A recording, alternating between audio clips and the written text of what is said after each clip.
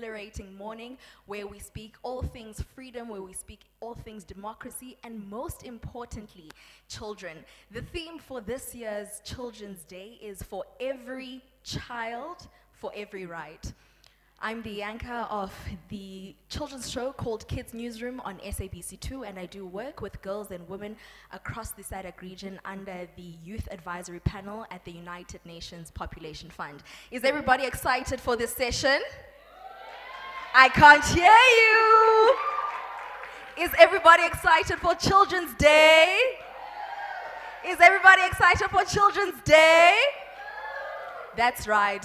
You know, I was speaking to my colleague a bit earlier on this morning, Joy, who will be emceeing the second session, and we were like, we're all in blue. Like, are we telepathic here, or are we telling each other in our dreams that we must wear blue? But everything that we do must be intentional, and I think everybody woke up this morning with our beautiful learners in their blue uniform, and I chose to look up blue, the meaning of color blue. And it says here, open spaces, intuition, imagination, as well as inspiration. How phenomenal is that for this weekend to just see a sea of blue within this room where we have young people that are chanting forward for their media freedom, are moving forward with their own imagination, which is the most important thing, I think, for young people, is that we need to continuously be moving forward with our imagination, continuously be moving forward with the freedom of writing, with the freedom of speech, and the freedom of just being a child, right? And a lot of what has happened within society is that children have not been given their space. Children have not been given their space to just be what? To be children. So that is why this morning we will be having a session where we'll be engaging one another. Please do have robust engagements. Do engage the parents, the learners, the teachers, as well as our partners, which make the spaces such as these available, right? Is that good enough? All right. So right about now, I would like to give you just a couple of housekeeping rules. To my left, to your right, are the bathrooms where you can use, and the Wi-Fi password. I know you want to tweet. I know you want to shoot our TikToks, right?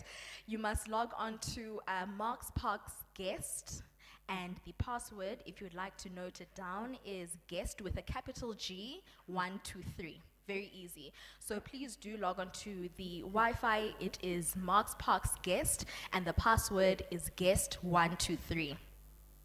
On Twitter, otherwise known as X, please do find us at Media Matters, and on Facebook it is at Media Matters. And these are the 3 hashtags which you can use throughout the session today, later on in the afternoon, as well as tomorrow. Hashtag Article 12, hashtag MMA turns 30, and hashtag International Children's Day.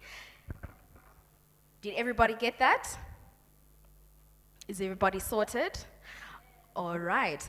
Now, I would like to briefly give you the background on the MMA. MMA has over 20 years of experience with working with children and the media to essentially improve the portrayal of children, their safety, and their rights within the media landscape, and also to just empower journalists, you know, and to have ethical, you know, broadcasting in ethical ways in dealing with children.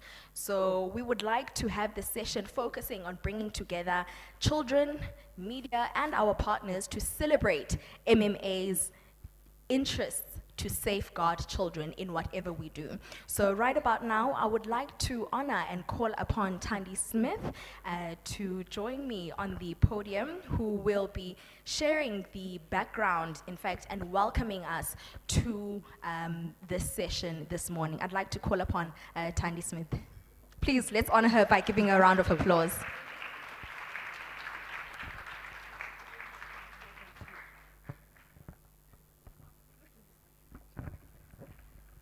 Hi, good morning, everyone. And thank you for that very enthusiastic welcome. I think it's great to get into the energy and the spirit of the day. My name is Thandi Smith. I'm head of programs at Media Monitoring Africa, and my job here is really easy. I'd love to officially welcome everyone and open the day's proceedings. We really are so excited to be sharing this day with you all, showcasing the many diverse ways in which MMA has contributed and shaped children's coverage, protection, and participation in the media. As we've heard, we are also celebrating and commemorating International Children's Day, which is tomorrow, the 4th of November. We'll spend the day highlighting the monumental contributions that MMA, journalists, and partners have had in reshaping media's representation and the coverage of children. And over the last 20 years, MMA has also been instrumental in a number of strategic litigation cases relating to children and the media, helping to shape our laws and regulations to ensure that the rights of children are protected in this space. We could not have done this without you, our partners, our supporters, and those who are actively involved in the work that MMA has done, and so this day is yours to celebrate as well. I'd like to say a very special welcome to our partners, UNICEF, the SABC, Alta Advisory, among others. Thank you for sharing your expertise and supporting our work. This would not be possible without you. The morning session will focus on bringing together children, media, and partners to celebrate MMA's efforts to safeguard children's interests in the media and democracy. And this afternoon, we'll look at celebrating the work MMA has done with children and ongoing diverse partnerships that promote an informed and engaged citizenry among children. Over the last 20 years, a lot of our initiatives and focus has gone into children and the media and children's representation in the media. And the background to that work has enabled us to move into a space where we look at digital rights, children's digital rights, online safety, and I know that many of you in the room today are involved in those programs. So it really is an exciting day for us to share with you. We have a fantastic lineup of speakers, really interesting panel discussions, and we'll be hearing from some keynote speakers as well. So please enjoy the day with us, ask questions, engage, challenge. That's what today is for, and most of all, celebrate the amazing work that everyone in this room has contributed to. So thank you. Thank you so much. Sorry about that. I think we were supposed to have a quiz. I'm not sure if Pagamili is around in the room, or we'll save it for a bit later. Yeah, let's just save it for a bit later. So make sure that you do read up on a couple of things that have to do with Children's Day. So now moving on to our program, I would like to introduce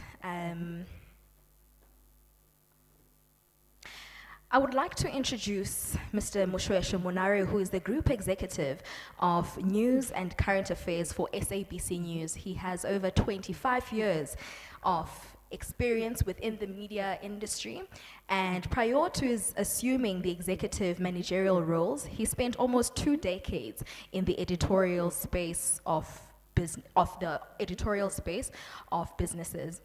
Having held senior editorial positions such as the editor of the Sunday Independent, deputy editor of the Mail and Guardian, group political editor of independent newspapers, executive editor of the Star, and managing editor of the Sunday Times and the Times, he started his career as an education reporter for the Pretoria News, the Star, Sunday Times, and SABC. He served as a member of the adjudication panel of Press Council, and he's the former deputy chairperson of SANEF. He holds the National Diploma in Journalism from TUT, a BA Honours at Wits University, a postgraduate diploma in journalism at Wits, an LLB, as well as management advancement programs from the Wits Business School.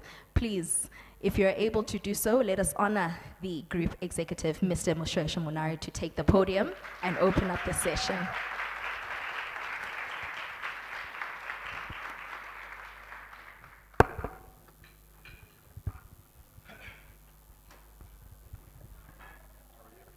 Good, how are you? Yes. Thanks very much and good morning. Sorry, I've got a little bit of flu. Um, sorry. um, First of all, I just want to talk to the children in the room. Do you watch news? Are you sure? I'm not getting that vibe. Do you watch news? Just be honest with me. If you don't watch it, tell me why you are not watching it. I do have my own reasons why you are not watching it, and it's the reason why we're here. Do you watch news? Okay. Can I come closer? Do you watch news? Why?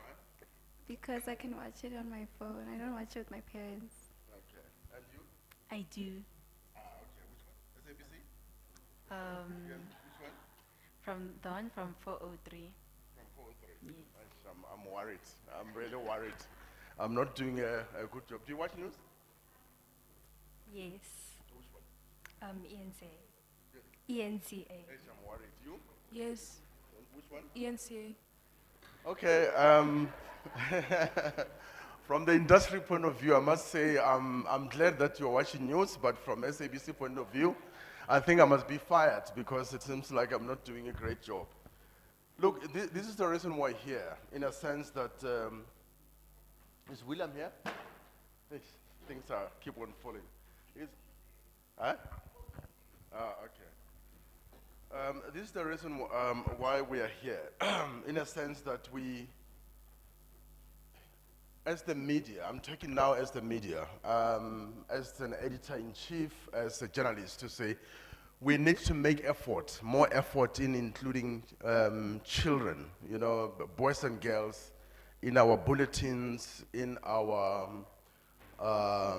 newspaper columns, in our TV news. Because I will give you the reasons. I know it's going to be a little bit of boring statistics and those kind of things, but I will try to explain it to you why I'm saying that it's important and why Media Monitoring Africa has really been doing a fantastic job for the past 20 years in making sure, in putting us on our toes as the media in terms of ignoring you as the children. And I do understand why you are not watching news. I've got a 7-year-old who, every time I get a remote, actually she rolls her eyes because she says, but this is a boring stuff. And actually it's not supposed to be boring. News is not supposed to be boring because it's things that affects you every day. And when it affects you, we're supposed to be actually translating it or telling it in a way that you understand. And like I say, it's an indictment on our part. I'm not going to be defensive. It's something that we need to accept. And also just to acknowledge the UNCRC chairperson and Dr. Ann Skelton. Is she here? She'll be here later. Okay. I must say I've known Media Monitoring Africa for more than a decade now, and I must say I feel I'm qualified to call them or to call myself a friend of MMA. And every time when I see William's angry text, I know that there's something that I've done wrong, or there's something that we got it so bad as far as issues that affect children. So they've really been doing fantastic work when coming to the issues that deal with children. And I think I'm also qualified to call them what I call the guardian of the guardians, because we as journalists, we tend to refer ourselves as the guardians. You know, we tend to refer ourselves as the watchdogs. So MMA is the watchdog of the watchdogs, are the people who are really putting us on our toes. Their work in terms of promoting children's voices and access to the media has been fantastic in the last 20 years, and I will explain and demonstrate that. And that is why I'm really pleased and honored to be here in launching their Children's Day celebration.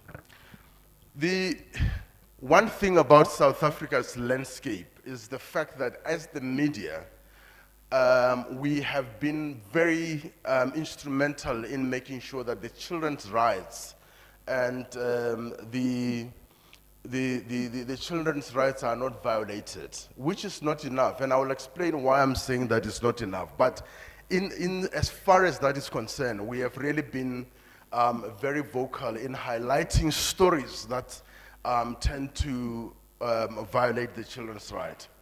Our constitutions, our laws, our public policies, you all know our constitution here? You know what is our constitution? It's the, how do I explain it?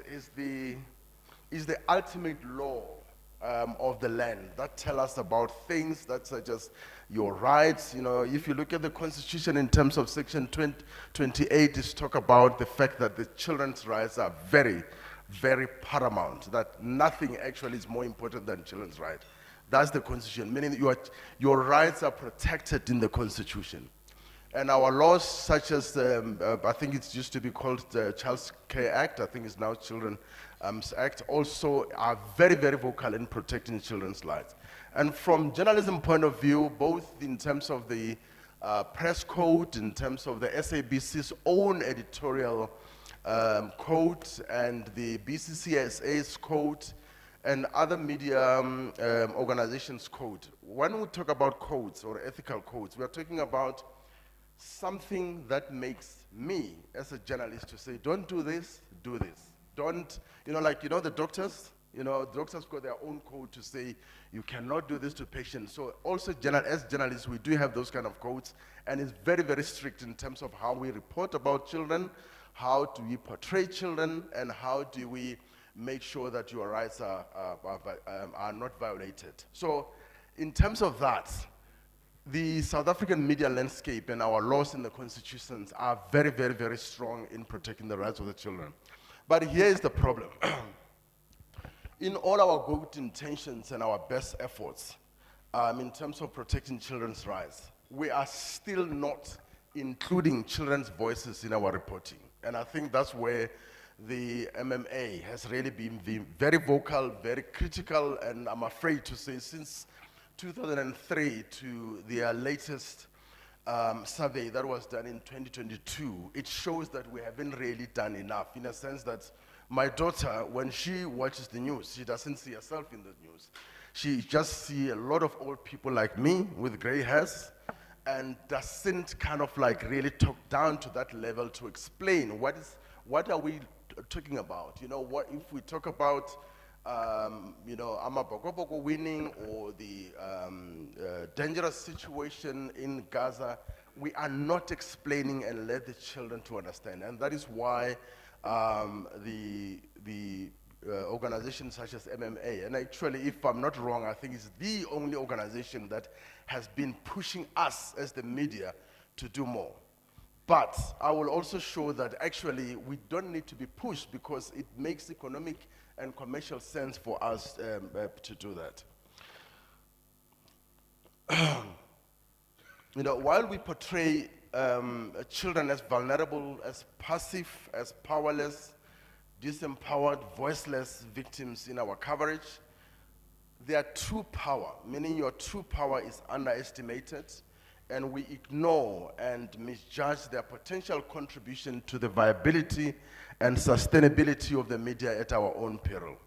This is how and why. Because according to Statistics South Africa, Statistics South Africa is people who count people. It's an organization that every 5 or 10 years? 10 years, it counts how many people are there in South Africa. You know how many people are there in South Africa? So take a guess. Yeah? 2 million. Huh? 2 million is only people in Johannesburg. Yes, 62 million. 62 million. You understand why I'm saying that we don't involve you in telling our story. This story was told when the Statistics South Africa released the information about how many people are in South Africa. But the fact that you don't know, it means we did not tell it for you to understand that. You understand where the problem is? So 2 million actually is less than people who are in Johannesburg. In South Africa, 62 million people. But don't worry, 2 million is the entire population of Namibia. Okay, so you were not kind of far off. So according to this Statistics South Africa, SA, children between the age of 0 and 14 constitute 26.4%, which means it's more than a quarter of the population. But if you were to use the constitutional definition of what is a child, someone under the age of 18, actually it's even, the number is even higher than that. It's 35%. Stats SA also said 61.2% of South African population is under the age of 35, with the median age being 28. But here is the problem. Our coverage of news, I include myself by the way, our coverage of news is focusing on people that we call adults or the elderly like me. And those people actually are not many in South Africa. People who are between the ages of, where is that information, 35 and 59 constitute 29% of the population. These are the people that South Africa calls adult. And people that we focus on a lot, that we call elderly like myself, meaning 60 years and older, are actually 9% of the population. But we, as the media, we focus on those people. And we don't understand why we are in decline in terms of our audience, in terms of people who read newspapers, and in terms of people who watch TV. We don't understand because we are focusing on a minority segment of our population. And it doesn't make any business sense. You know, that is why I'm saying that, remember when I started to say we underestimate the power, the commercial power, the business power of children. You know, so it's something that I need to wake up to say, if my platforms on SABC, as editor-in-chief, my platforms include SABC News, 404, watch 404, ne? Not 403. I think your remote's got some problem. Watch 404, ne? And then also we've got free-to-air bulletins on SABC 1, 2, and 3 in all indigenous languages, and also on our digital platforms include sabcnews.com. So those ones who access news through their phone, you know. And also we are on TikTok, okay? But it means the fact that if you are you on TikTok? Are you on TikTok? Are you? Do you sometimes go to SABC News on TikTok? No, because it's not speaking to you. So that is the problem that says, if I am to really realize the power of young people who constitute a significant number of the population, I need to really tell the news to their level. And it will make commercial sense. It means I've got more audience, and also that audience, it means I've got more revenue. I've got more money in the pocket. So that's the kind of challenge that, that we are facing. And this is informed by the fact that the minority of the segment, we are talking about that 9% of 60-year-olds like me and more, we believe, while we are telling the stories through their lenses, maybe we believe that they run government, they are more powerful, they run business, they're decision makers, because if you look at our ministers in cabinet, you know, the median age there, I think, is 60. However, this is a distorted assumption in a sense that people who, I mean, in 10 years, 20 years, people who will be very critical to watching our news, it's not going to be those people. If I'm 60 now, 20 years down the line, how old am I going to be? You will be commercially active, economically active, meaning that if I start talking to you now, I've got a very viable and sustainable business in 20 years' time. So it makes commercial sense. And also it's a public service mandate that I, as editor-in-chief of SABC, is something that I need to pay attention to. So in as much as the media might justify that our coverage is good towards this third of the population for commercial reasons, it's a short-termist, it's a public service strategy flow, and it's commercially disastrous. I've already explained that if you going to grow up watching something else like TikTok and watching SABC, it means in 10 and 20 years' time, when you start working, you won't even bother to watch SABC because we do not provide our news to accessible to you. And also the problem is that it creates a trust deficit and a legitimacy crisis for us. What I mean here is the fact that you're going to start believing in news that are provided by someone else and not us. In a sense that if you are on your social media platform, everything, when someone says Moshoshwe has stolen $1 million, you're gonna believe those people and not believe the mainstream media which is supposed to be trusted. And the danger with that is the fact that there's a lot of fake news. You know what is fake news? You know, the news that people just create. And now with artificial intelligence, I can see someone who looks like you and speaks like you saying something else and believing that it's you. So imagine how dangerous is it where you see me saying, oh, I'm going to kill everyone tomorrow, but it's not me. It's something that has been generated by artificial intelligence. So if, as the media, we don't develop that trust between you and us, you're going to start believing other people who actually are not credible. So it's dangerous, but also it's dangerous to our democracy, because for me to actually make sure that you understand what government is doing, I must be able to give you information that you trust, information that makes you to be able to make your decision. One of the most important decisions that you're going to make after turning 18 is to hire who runs government. You know the elections next year? So at one stage you're going to be voting. That's the most powerful decision of your life, because it's hiring or employing who is going to run your government. And for me not to give you that information, for me not to tell you what is happening, you won't be able to be empowered to make that decision. And that is a very disaster for our democracy, because it means people will be making decisions not based on credible information. And the constitution that I'm talking about actually forces me to give you that information. Section 16 of the constitution, you must go and study it. It really forces me to give you that information. If I'm not doing that, actually I'm acting unconstitutionally. Just must I wrap up? Or do I still have, okay. Which means that we really need to take MMA's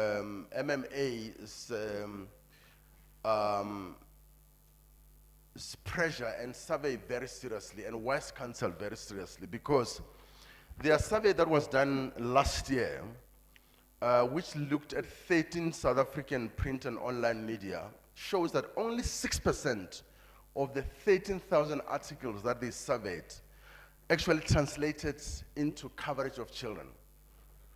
What it means is that if there are 13,000 news items, only 6%, do you do math at school? What is 6% of 13,000? So only 6% is about the coverage of children. So remember the problem?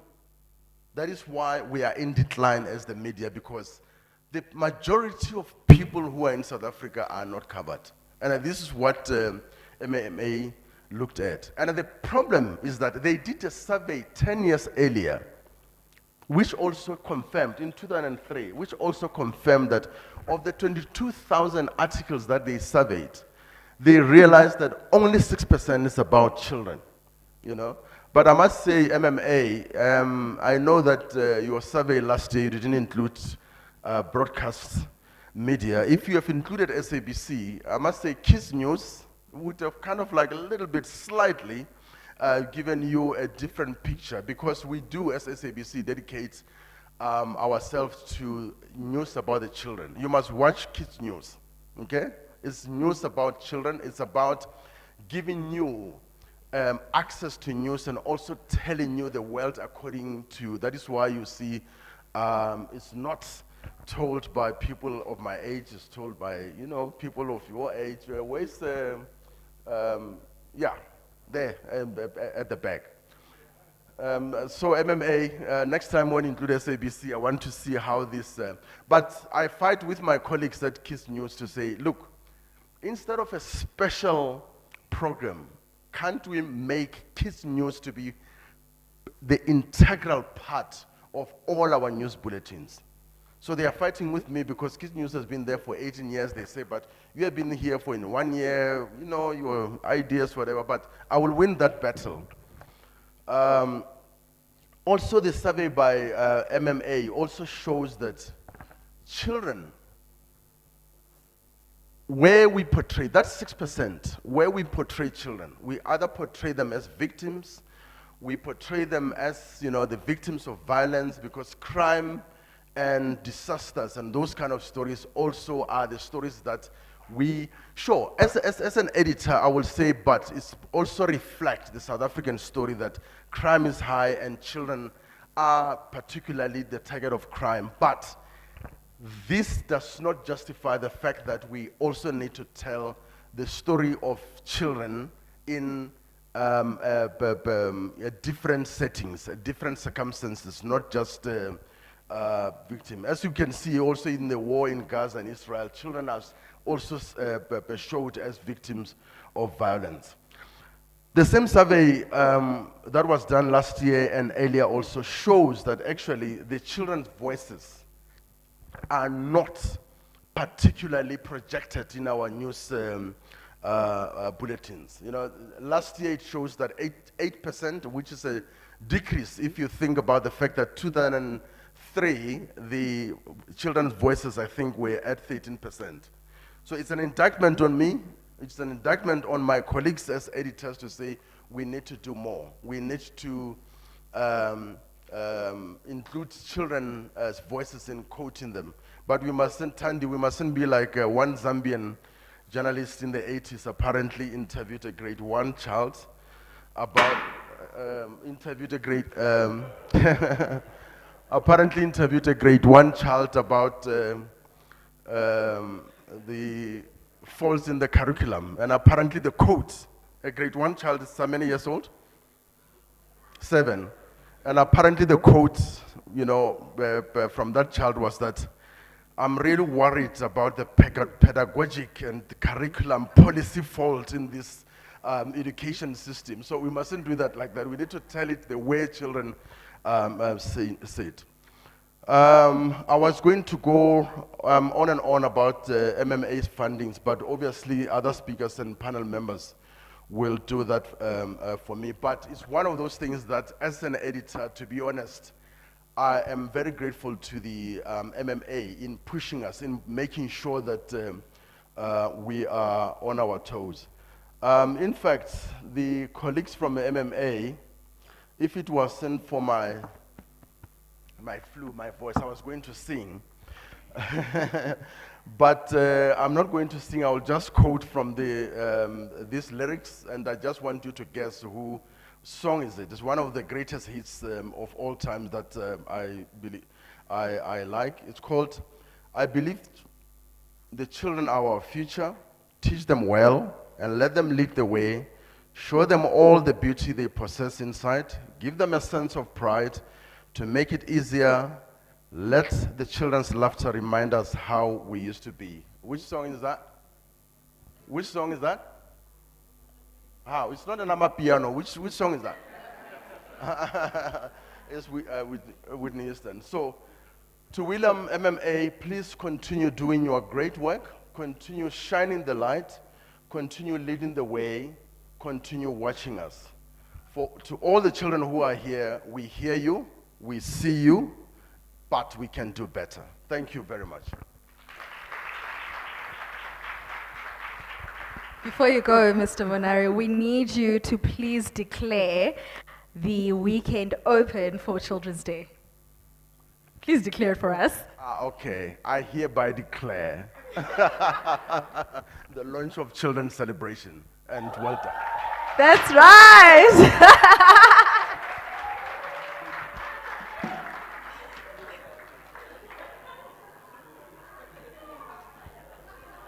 All right, are we having more celebratory confetti? Woo!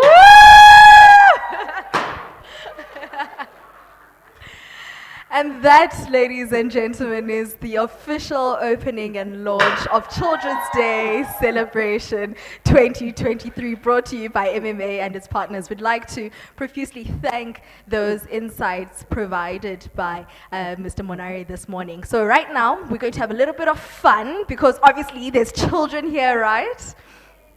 Alrighty. Okay, please do get out your handheld devices, your phones or your iPad, put it in hand. We're going to have a quick quiz. A quick quiz.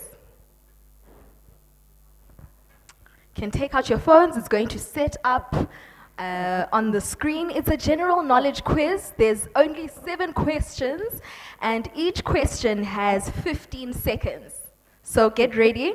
I think the QR code is also going to go up. So you need to go to menti.com. So it's MENTI.com.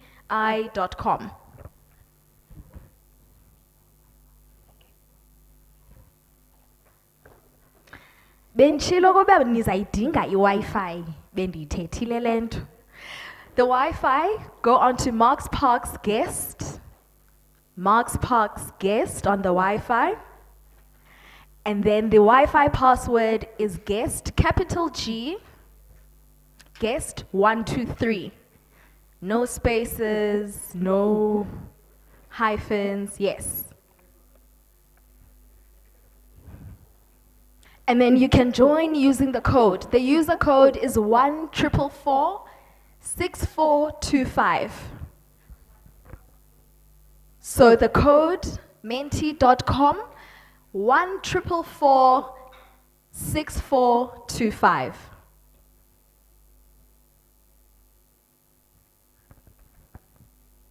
So please, guys, whatever happens, don't come to me afterwards and say, my prize, my prize. I have no clue, but all I know is that your general knowledge caps need to be up. Is everybody ready? Not yet? Okay, so there's just only about 5 people on at the moment. So I'm just going to quickly do a promo. Kids Newsroom plays on SABC2, as well as SABC Lihaye and SABC Plus, every single Friday at 4:30, and the repeat is at 6:30 in the morning on Saturdays. So do not miss out, where we educate and inform children across the country, and we bring you news from all across the globe, right for children on SABC2. So make sure that you do get onto Kids Newsroom. In fact, we're going on air this afternoon, so make sure that you do not miss out on that. We're keeping you informed, and your voices are amplified on that platform. And that's exactly what we want to do, hearing children's stories by young people and by children. Are you on? So the code is 1446425. And then if you're still getting onto the Wi-Fi, it's Marks Park's guest, and the password is guest 123, a capital G.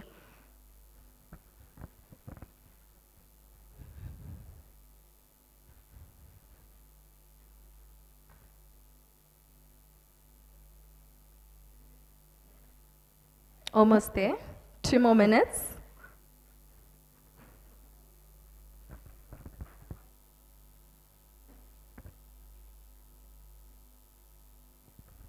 Just after the general knowledge quiz, when we're done with that, we're going to sit in for our panel discussion, hearing everything democracy, broadcasting, journalism, ethical journalists, and the space. And one of the most important things, who stands up for children? Next year is election year. How are we getting young people's voices and children's voices heard? So that is coming up next in our panel discussion, just after our general knowledge quiz. Is everybody ready? Is everybody ready? No, there's a no, not yet.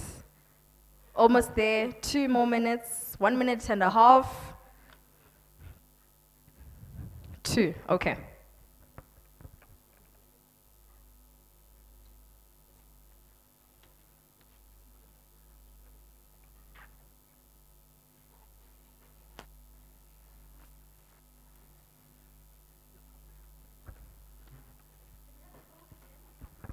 So it's Marks Parks Guest, that is the Wi-Fi, and the code is guest123. Capital letter G, small letters U-E. Yeah, you'll finish the spelling.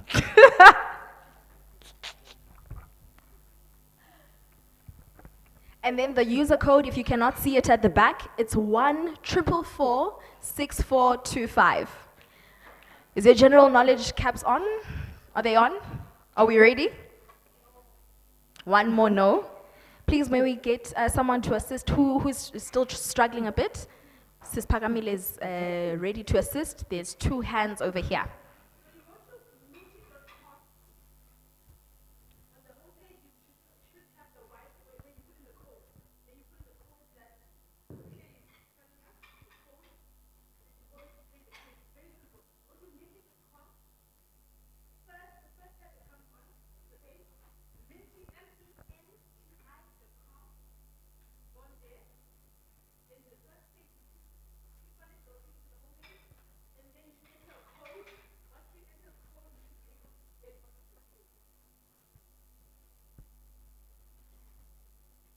All sorted?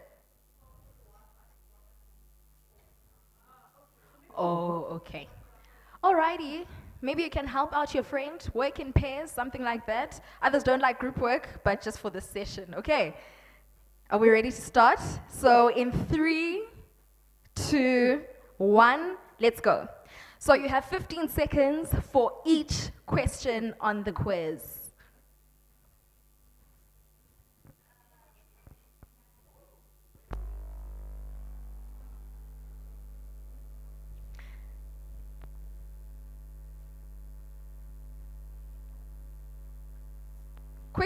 Quick things. We are on our second question now.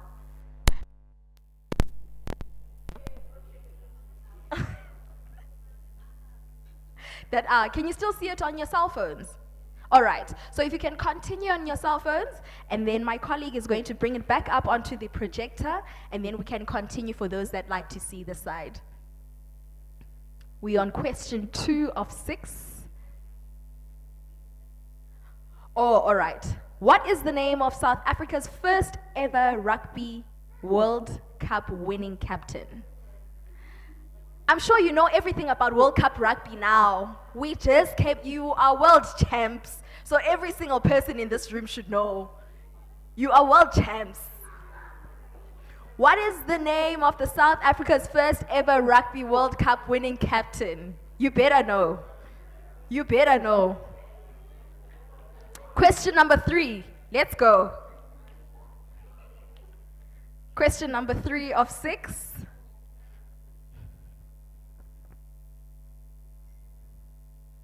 Answer fast. How many presidents has South Africa had since the first democratic elections in 1994?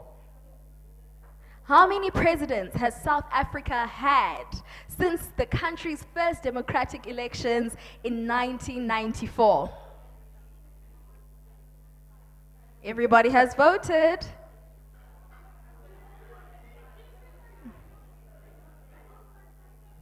Question number 4. How many major planets are there in our solar system? Natural sciences should be coming out right now. Natural sciences should be coming out right now.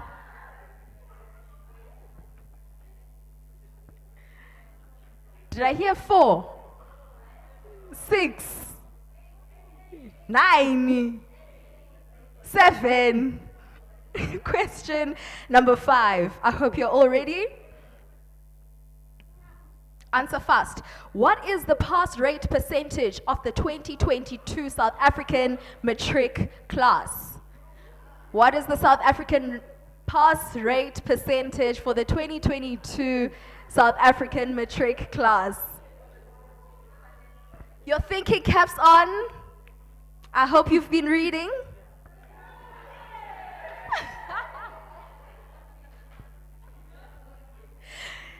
The last one, 6 of 6, quickly, in the first 5 seconds, right? This is the last one. Are you ready? Are you ready? What is the name of the bird found on the South African coat of arms? Know your country. Know your national symbols. I hope no one is asking what is the coat of arms. I hope.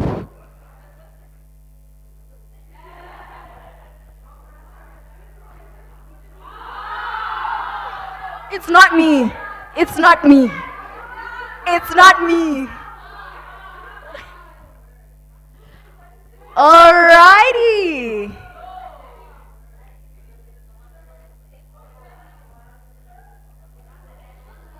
Skids. Who's Skids?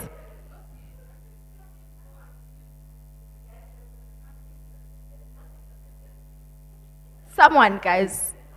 Somebody, anybody. Who's Skids, guys? They have 3,384 points.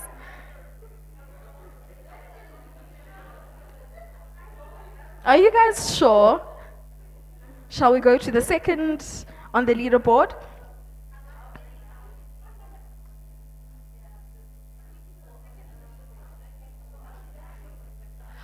And now, who is the greatest of all time? Vote goat. Where's the vote goat? Alrighty!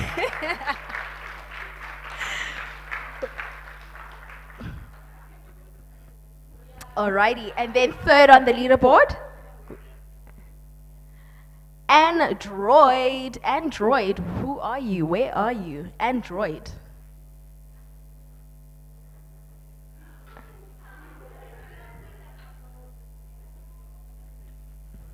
No one. And then fourth? Who? Tweeto. Who's Tweeto? Well done! And then we have Dr. Contipede, and then we have, I'm not sure if it's Ilsa, Bonnie, where? Metal. Where? Oh, number 8, and then we've got Kathy, and then we've got Puffy. So, guys, what is the percentage of the 2022? Did you get it? What was the percentage? What was the percentage? Is that right? Or is that right? Well done to everyone who participated in our general knowledge. Just before we start our panel discussion, I'd like to call upon Tandy Smith to quickly present something for us.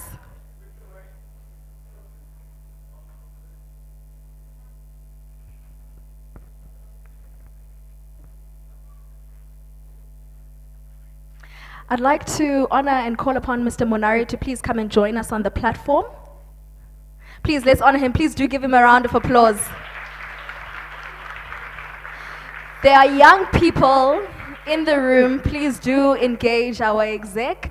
Make sure you have those important discussions, those intrinsic questions from young people. Please do give him a round of applause.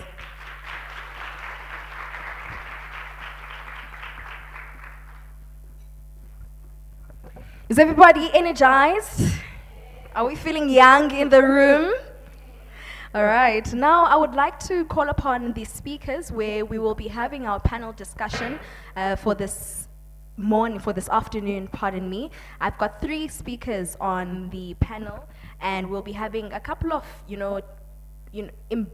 pertinent questions that are going to be asked, and discussions and engagements from various points of views and perspectives. Somebody is waving. Pardon?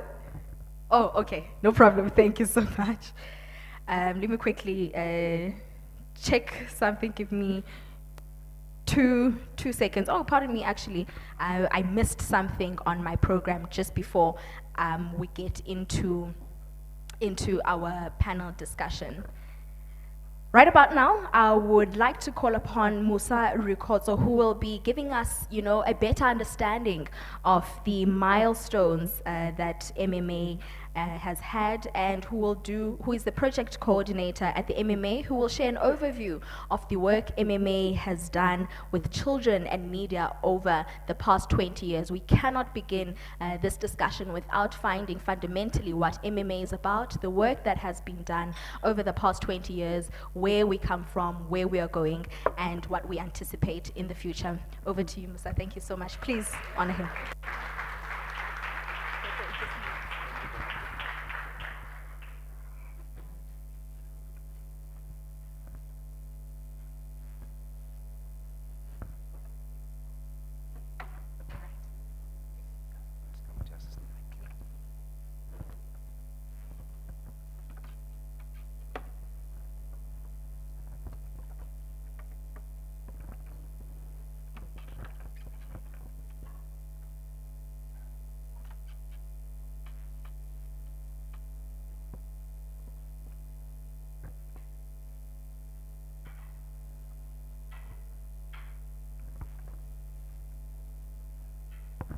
Okay, morning everyone, and welcome to our Children's Day celebration.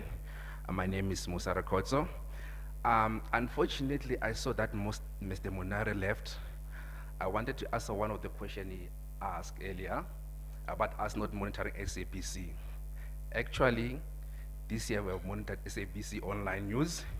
So I wanted to tell him that in 2 weeks' time or 2 weeks' time, we'll find out the moment of the truth. Whether what you were saying was he correct that SABC is doing well in terms of representing the children. Okay, that said, okay, you can see. So I'm standing here today to give you guys an overview of what we have been doing as Media Monitoring Africa when it comes to respecting children's rights since 2003.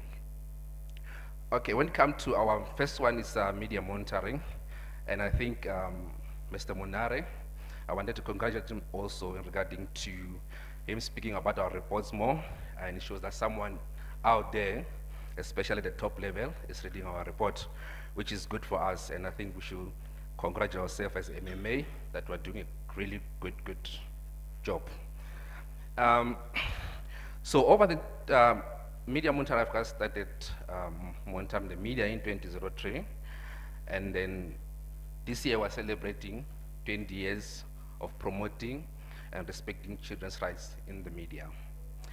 We started realizing the problem when it comes to media, the report on children in the early 1990s, when MMA was started in 1993. And then observed that for a long time, but we couldn't do anything about it because we didn't have money. And you know how the NGO operate. We have to rely on the funders to do something. But at least later, in 2003, one of the funders came through and then made sure that we're able to start media monitoring. And that's,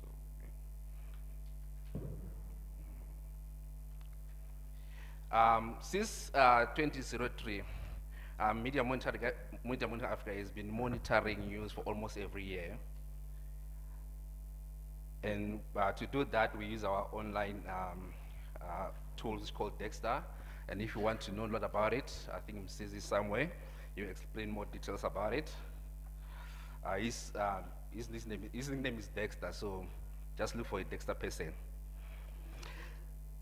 And then moving on, our monitoring finding over the years have shown that children are underrepresented in the news.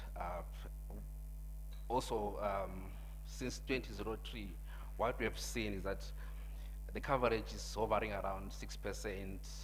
The last time it went to 2-digit was, I think, 2012 to 10%. That was the best coverage you guys have received in the media.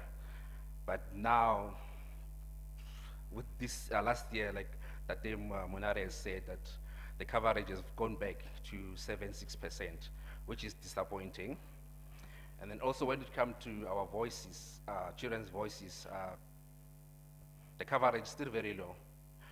The media doesn't talk to children, and then he also admitted to that earlier that that's a problem, and that's why MMA continue to sort of, I don't know, harass or Yeah, travel them, that's a better way to make sure that even SABC make sure that the children's rights are promoted in terms of come to accessing them. And also we have seen over the years that the roles that media represent children are very limited roles. And over 50% of the roles usually is victim, children being portrayed as victim, and then the second one is just normally learners. It's normally learners. So moving on to gender stereotype. Um, Media continue to perpetuate gender stereotype in covering children. For example, boys tend to feature more in sports stories than girls, even though you find that much more girls are doing sports, or they only pay more attention when it's boys. Okay, over the past 20 years, MMA, since we started doing the media monitoring, we've published over 20 reports when it comes to children in the media.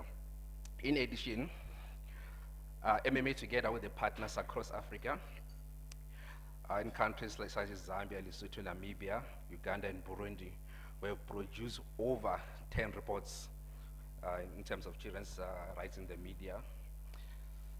These reports identify gaps in coverage, but also make recommendations on how media can do better. And if you want to read more about the recommendation, please go to our website, mediamonitoringafrica.org.za. You find our reports there and read them and understand them better, especially people who are journalists. They will help you a lot. So moving on to the initiative started by MMA to contribute to better reporting on children since 2003. The first one we have is Swelihle. These awards were launched in 2016 by Media Monitoring Africa with support of the Save the Children International, the Swedish International Development Agency, and Media Network on Children's Right Development based in Zambia. The objectives of the awards is to encourage alternative thinking around reporting on children, to contribute and also to contribute on environment that enable journalists to expose and highlight issues affecting children in the country and the continent. Since the award was launched, we have over 1,000 entries across Africa, and most of these entries were coming from South Africa, Zimbabwe, Zambia, Lesotho, Kenya, and Nigeria. The second one is the course that we run with Vets University called Reporting on Children in the Media course, which was launched by MMA in 2006, and then later relaunched in 2018 with Vets Journalism School, with Vets University School of Journalism. It is the only dedicated reporting on child and the media course in the continent. And it's also honors level accredited course offered by MMA in partnership with the School of Journalism. It also counts toward an honors level degree in journalism at VET. So if you're a journalist here, next year, please join, and so you can learn more about how to report on children. And if you want to get more information about it, Pakamile is in charge of that, and then she can brief you. So some of the key outcomes the course aims to achieve is to empower participants with knowledge and skills in children's rights, ethics, and child-related laws. To enable participants to manage their own personal challenges and mental wellness when reporting on children's issues.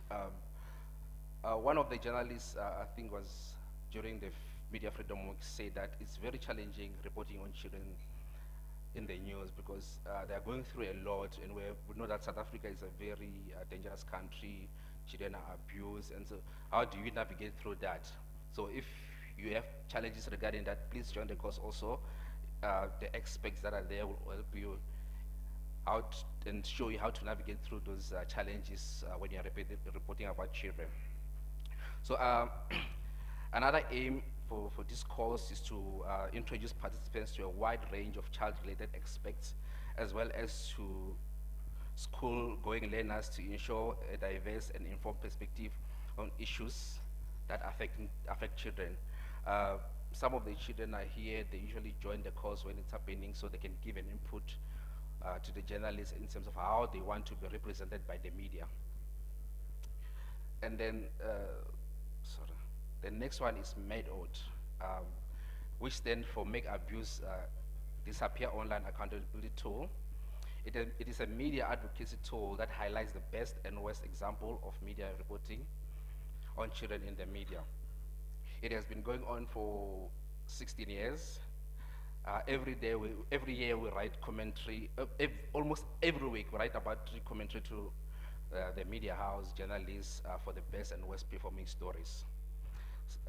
Since we have started, we'll write almost over 50 commentary every year to journalists and media houses.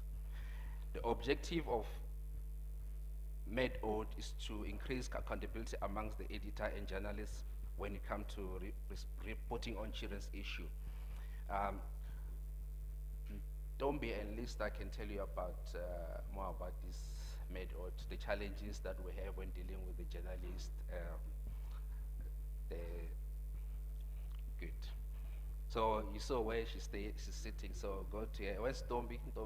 Tombi's outside there. So you can talk to them more about MedOd, how it works, and the challenges that they experience when dealing with the media and all those kind of things.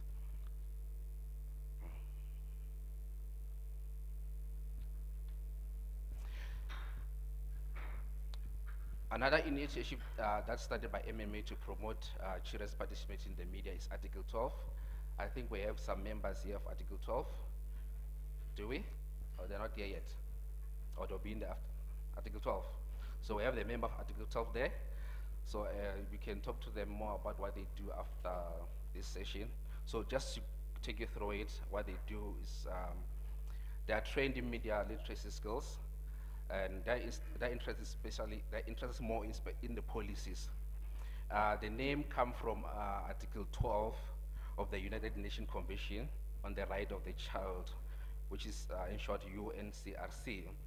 UNCRC Article 12 states that state parties shall ensure to the child who is capable of forming his or her own views the right to express those views freely in all matters affecting the child. And in that instance of the Article 12 group, to freely express themselves on their own behalf and on behalf of other children.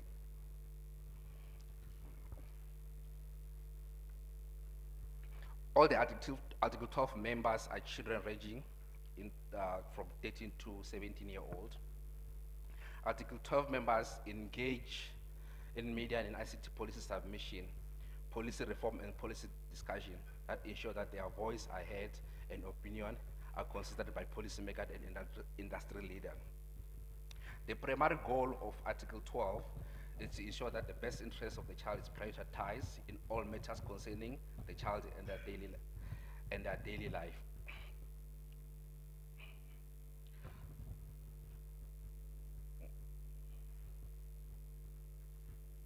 So here I have the list of the submission that Article 12 have been involved in. The first one being the submission to the Press Council to amend Section 8 of the Press Council Code of Conduct in 2011, and then Film Up Publication Board 2015, Cybercrime Bill submission 2019, Sexual Offense Discussion Paper in 2019, SABC Editorial Policy Review 2020, and I wish Mr. Munaro was still here, because I remember when we did when we got this for the submission, some of the reason they raised here, they are same reason that the children raised when they were making the submission, that the news is boring and sometimes traumatic for them to watch news, and then they made a recommendation how the SABC can improve in terms of news reporting so they can attract children. I hope we'll see that in the future. Thank you. And the other submission is UNESCO Guideline for Regulation and Digital Platform. general comment on draft on children's rights, environment, with a special focus on climate change. Just in addition, this is not related to the submission, but the Article 12 have produced a comic book about misinformation and disinformation relating to children. And you can find a copy, I think it's in the front desk somewhere there. It's written in like five languages. So you're spoiled for choice if you don't want to read in English characters, Sotho or Zulu or Xhosa.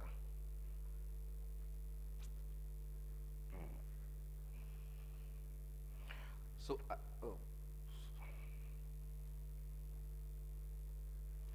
so at MMA we have the other project that involve children. The first one being a web ranger, which is to empower children in regarding to critical digital and media literacy skill. And the second one is children monitoring project, which allow the children to hold the media accountable by monitoring the media, what they do on a daily basis and engaging with them.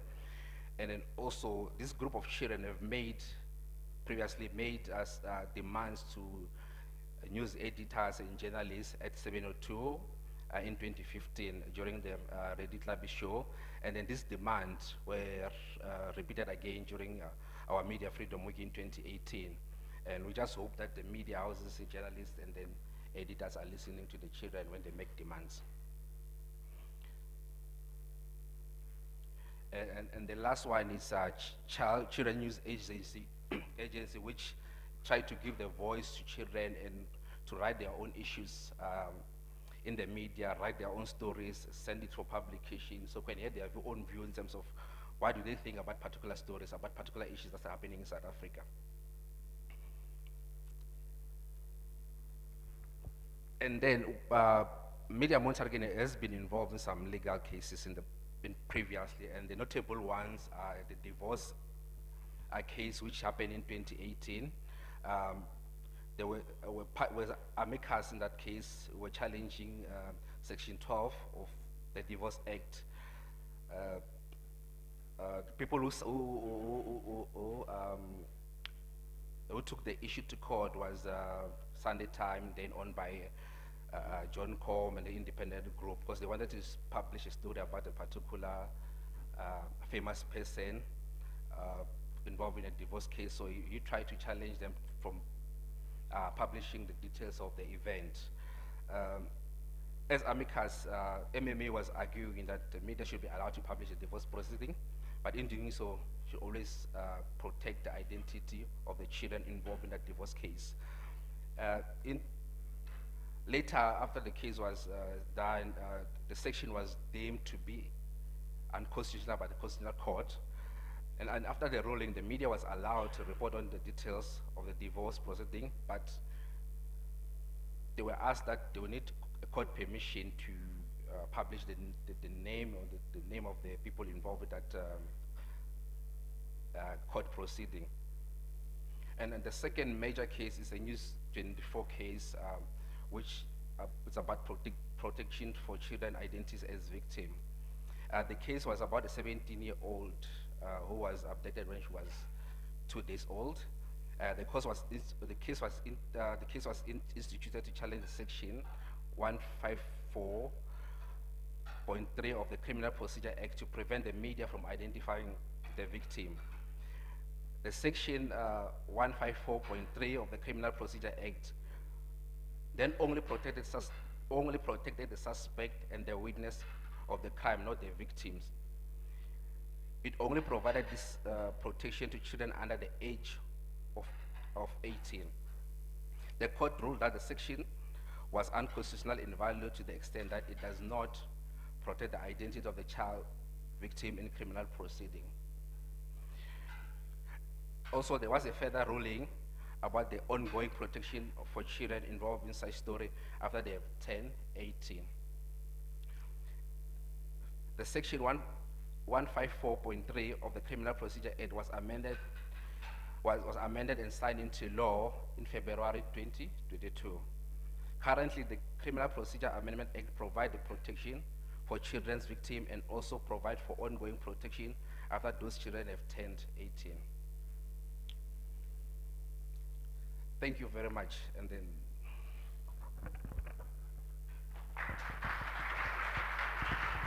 Thank you so much, Musa.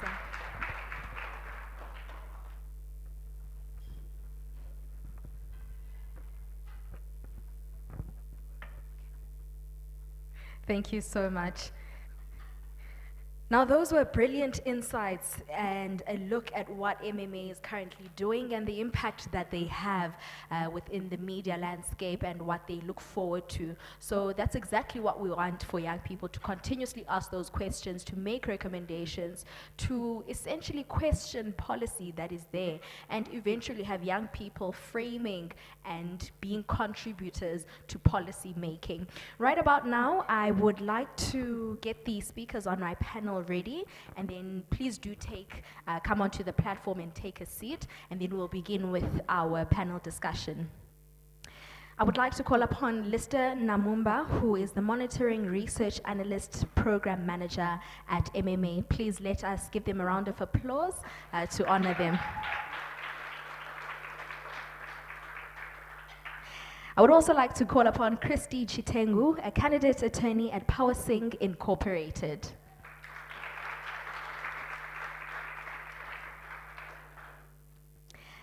And then I would like to call upon Rolivua Sadiki, who is a qualified media practitioner, writer, and journalist.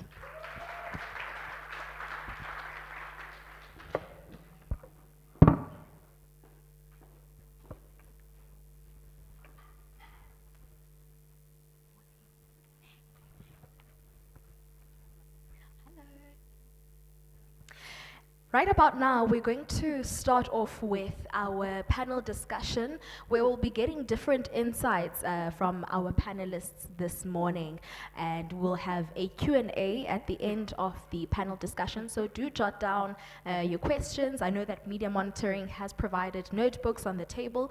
Do jot down a couple of questions that you might have for this panel discussion. So I'm going to start off with my first question, Lister. What are the big lessons MMA has learned from working with children in the media? Thank you so much.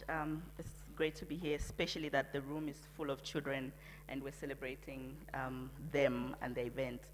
I'm afraid if I were to go in too much detail, it will sound like we are bragging. I mean, we are bragging. We've been around for 20 years doing children's work, but I don't want it to come across as, us bragging. So I would just, if you permit me, just to keep the list of lessons learned short and sweet. If people can walk out of this room with anything, at least it will be just those. If, of course, they want more, they can always engage us. But to start off, the biggest lesson that we've learned over the years is that children want to be seen. Children want to be heard. Children want to be engaged.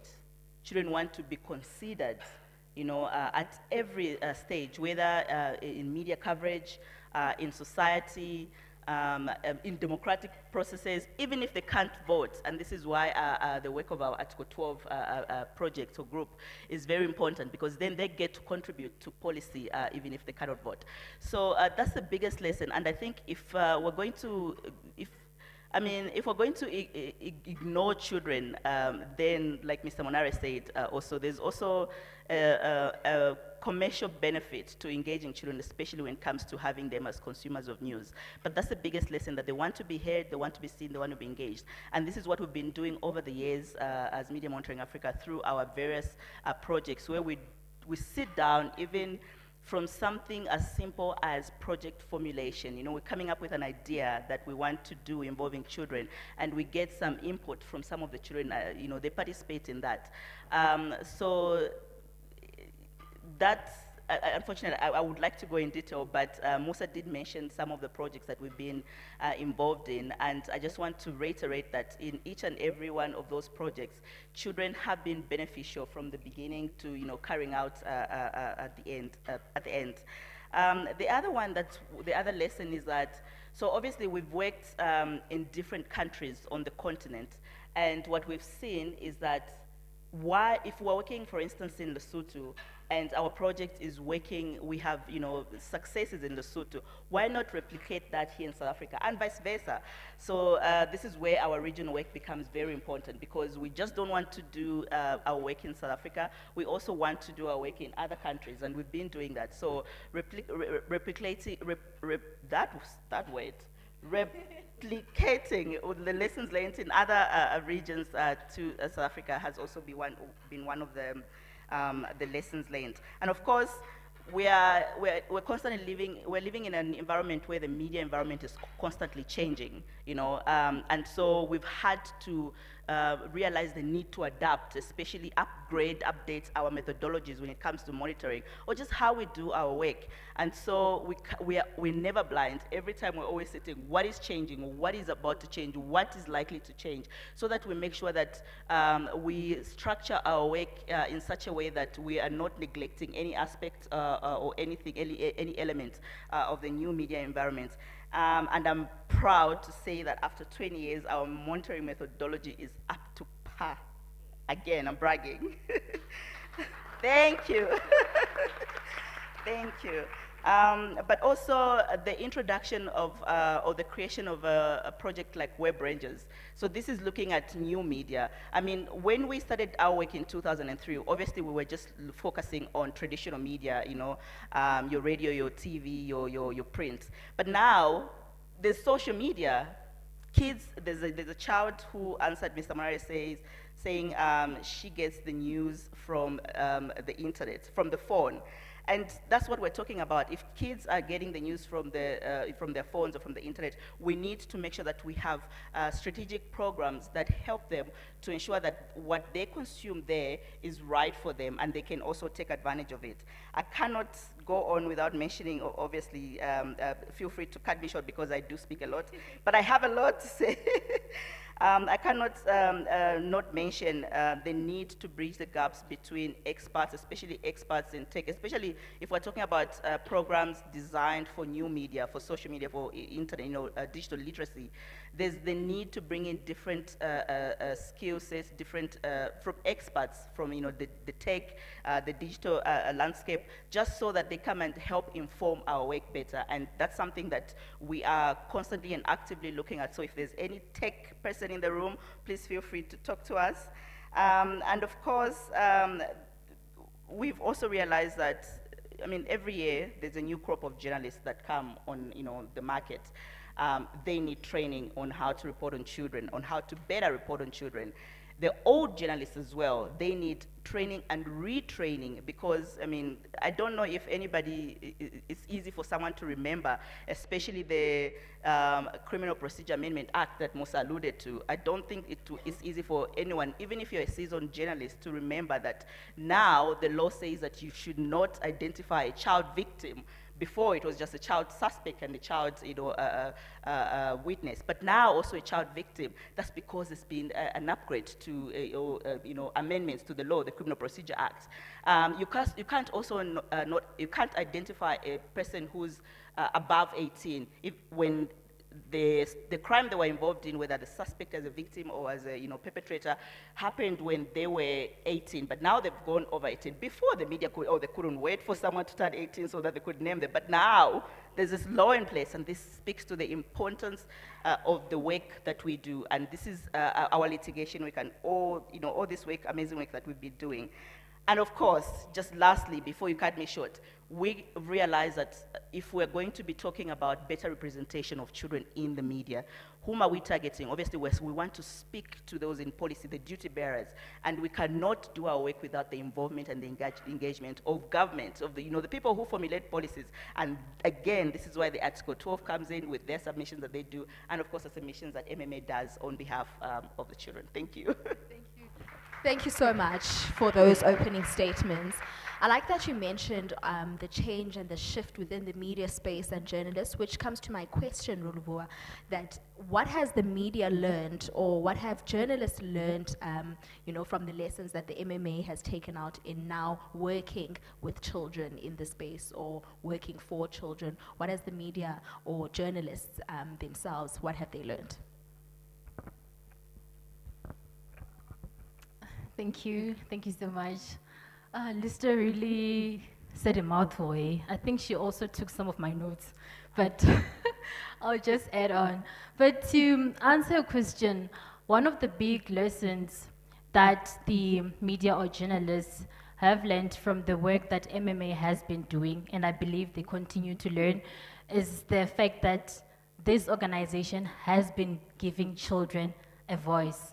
This is literally a platform wherein children can literally say whatever that they want to say without fear, without without fear of being judged. So this is something that we as media practitioners have actually learned over the years. And also just to make mention of some of the projects that the organization has initiated, like your web rangers. This is really something that is so amazing because they get together children to actually train them digitally so that they can actually acquire those media literacy skills, you know, that makes them to actually participate in democratic process making programs. So it's really amazing that an organization like this has been doing tremendous work for such a long time. Also, just to make mention of the Isu Elite Awards. The awards have been going on for the 7th year, I think, if not the 8th. And I remember when I entered in 2022, that was last year, I don't think I had ever done any child reporting ever since I started working. It was something that was fairly new to me, and I really learned a lot. So this goes on to prove that children's stories really do matter. They really do matter, and if media houses were prioritizing the beat of child reporting, just like they do with other beats, I think a lot of stories would really be told, and the landscape would really change. Yeah. Thank you so much for those contributions. Now, from a beneficiary point of view, Chrissy, what has been your biggest lesson as a former child participant within the program of MMA? Thank you. You would have noted in Mr. Rukhoto's presentation, one of the programs that MMA had started in the past was the Children's News Agency. And I was fortunate enough to be part of that when I was in high school. And what that experience taught me as a child was that I have much more power than I thought I did. MMA in that project assisted me to identify that my voice matters and showed me how I could get my voice out there and what levers of power I could pull to influence policy, to influence decision making, and to just put children's stories out there. During my time there, I was fortunate enough to write about issues that I identified in my school, and we got to develop story ideas, and we got training on how to develop stories and how to write these stories. We were not just quoted in adult journalism. We wrote the stories, and we were taught how to interview other learners to bring their views into our stories. And that whole process was really pivotal in influencing my career trajectory and how I wanted to pursue human rights law.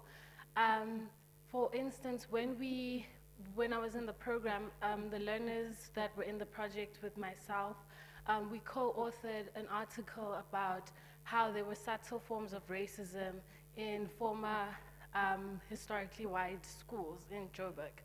And we interviewed some learners from other high schools, and we published this piece about how the schools were policing hair policies and code of conduct, and how the school body was not representative of all learners and was not diversity competent. As a result, we got a lot of backlash from the school, but instead of being discouraged, and because MMA had empowered us to be advocates and to stand by the story we wrote and believed in, we were fortunate enough to challenge our school and open the doors for learners to be involved in the drafting of the school code of conduct. So that's just one example of how an article we wrote about our lived experiences, we later on used to impact practical change in our schools. And I think that has carried on into my career and my legal career, because the work of a lawyer doesn't end once you receive a court order. You need to write newspaper articles, get the word out there in order to actually have a change. And when we do have cases that impact children, we're very mindful in including children's voices, including like supporting affidavits written by children or written by child agencies like the Web Rangers, or having discussions explaining the court cases and how they impact the children, and to get their voices is important in the work that we do and the work that I've been able to do, because I had that foundation laid by MMA in the Children's News Agency. Thank you so much for those insightful discussions. Now I'm going to ask you generic questions from your various perspectives and points of view and the influence of your career and the spaces that you work in. How can the media, we'll start obviously with MMA and go into being a child beneficiary within the MMA program, as well as a journalist, how can the media better improve safeguarding children's well-being, children's views, and basically children's broadcasting? So what is it perhaps from the MMA's point of view? How can that be better protected? How can that be better accelerated and done? And then we can pass down the mic. Thank you. Let me just mention that I got goosebumps when Christy was speaking, and I was like, this is amazing. This is what we've been doing as MMA, so allow me, I'm very proud. But to answer your question, what can the media do? Well, first and foremost, the media need to be aware that the children need to be represented properly in their coverage. And there's so many different skills development courses that we run as Media Monitoring Africa that other organizations run, and they need to take advantage of that, because you cannot say, I know how to speak to a child in my article, or for my article. I know how to, not identify a child who's been sexually abused. There's still, chances are you are likely to get it wrong if you do not speak to someone, because protection of children just goes beyond withholding the identity of the child. It goes getting maximum or getting substantial input from a child goes beyond asking a child, what do you think? Shoving a mic in their face and say, what do you think about this? So the media need to be cognizant of the fact that they need to constantly upgrade their skills in terms of how they report on children. And this is why our various courses exist. But also, they need to speak to children. It would have been so lovely if this room was filled with half children, half journalists, and then making them engage. I'm sorry, now I'm going off. But that would have been nice, because then the journalists would have been able to speak to the children and ask them and find out from the children, how do you want to be represented in media coverage? So the textbook representative, the textbook reporting on children can't just stand alone. They need to speak and listen to Media Monitoring Africa, for instance. If Ntombi and I send an email to a journalist, say, hey, dear Olivu, you wrote about a child who was sexually abused, and you went ahead and interviewed that child. Here's how we think you can do better next time to, not subject the child to potential further trauma. What we would want to see is Rolivua responding back to say, dear Media Monitoring Africa, I'm happy to engage with you on this. But sometimes journalists just shut the door. They don't even want to engage with us. It's very difficult that we get, Tombi over there can tell you how many responses we get to our MADs. So MADs, these are basically commentaries we write where we're identifying some gaps in media reporting on a child or on children, and then we offer some tips or recommendations.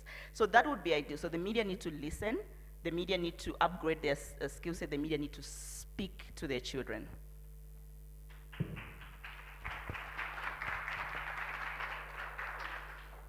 I love what Lister just mentioned, the fact that the media should listen to children.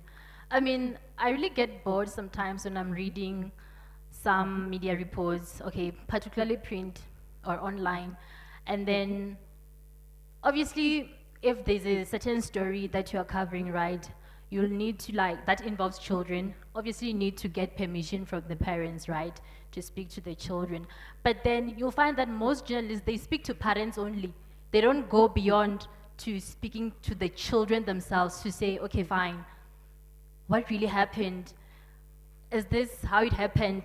Just like your mother is saying, you know. So do we really trust parents that much more than the children themselves who are involved in the story?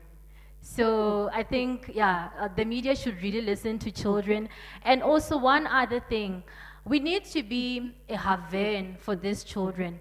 When these children hear of the media, they need to think of a safe space that they can run to, that they can talk to, you know, instead of us rushing to be the media house that broke the story, you know, the hype. It shouldn't be like that. These children should be our first priority, and in doing that, we need to make sure that their privacy is respected, their confidentiality is taken into consideration. Wow.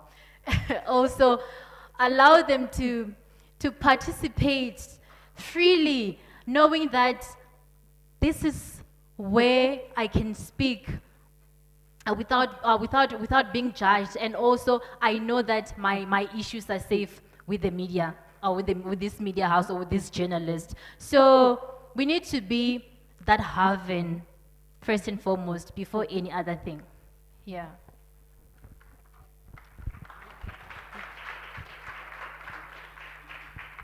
I think you both have covered extensively what is required from the media. I really think adopting a child-centered approach is vital, and engaging children and not just the parents is important, like Rory said. I would just be repeating what you guys have all said, but I think I agree. Thank you. So I'm just going to rush up to one of the last questions, and then we're going to take some questions from the floor, just because of time. And I want your view. It's elections year next year, and we know that if you're under 18, you cannot vote. How can the voices of children come up within the media on what they think? Because, you know, working with children and being in the space with children, we always get shocked because adults or young adults, or in general, we always filter and we're able to phrase in a particular way. We're able to, you know, be to a certain extent a particular way in expressing ourselves. So how can the media actually capture the voices of children within the country? Because everyone, every media house, everyone in the country will be speaking about the voting year and elections. And how do we, the positionality of children, how do we place them within that space? Because they themselves, I think it's something that I said at the last event that MMA held, is that how do we humanize children? Because children's thoughts, their productions, their broadcasts are not necessarily always humanized. How do we place them within that space? A good question. So not so fun fact. When we're doing our elections monitoring, which we do whenever there's an election in South Africa and in other countries, and few other countries, but whenever we monitor the media on how they report or they reported the elections, obviously we look at sources in terms of who was speaking or represented in this coverage. And there's a very small percentage that goes to ordinary citizens, the voice of ordinary citizens. That usually sits at around 5%. In almost all our monitoring, 5% and less voice share going to the ordinary citizens. And when we look closely at that voice, the 5%, the children sometimes don't even make up that 5%, meaning the children were not or adequately, or were not accessed as sources in reportage of elections. So just something for the media to think about. Speak to the children. I know the children do not speak, but you know, what are elections about? They're about the people, right? They're about service delivery. They're about issues that are important to the people that they would want their candidates to address, you know, to take care of. And if you're only going to speak to adults like myself, I'm only going to represent or present my own interests, then the interests of the children will not be considered at all. So the media, again, I go back to what I said, the media need to speak to children. And there's so many different, obviously this has to be done creatively, but it's very easy to creatively include children in coverage to elections. For instance, what are you reporting? Are you reporting education? Are you asking, for instance, a political party candidate or a politician what their plans are for education? Interrogate them in terms of how they're going to address the problems that the learners face in their, in their everyday schooling life. Are you talking about health? Just, there's always a way to bring a child angle to so-called big stories like elections. And this just, it takes the journalists themselves to have the passion and to see the need that I need to find a child angle to this. And there's so many ways that this can be done. And of course, MMA is full of creative ideas on how this can be done. So we are always open to journalists, in case they are struggling. And we've been privileged enough or humbled. Well, we're happy that for the past few months, we've been going to newsrooms to train journalists in how they should, how they've been reporting and how they should report elections. And we've been mentioning children. And I'm happy to say that we've also been to SABC to do that. So speak to MMA.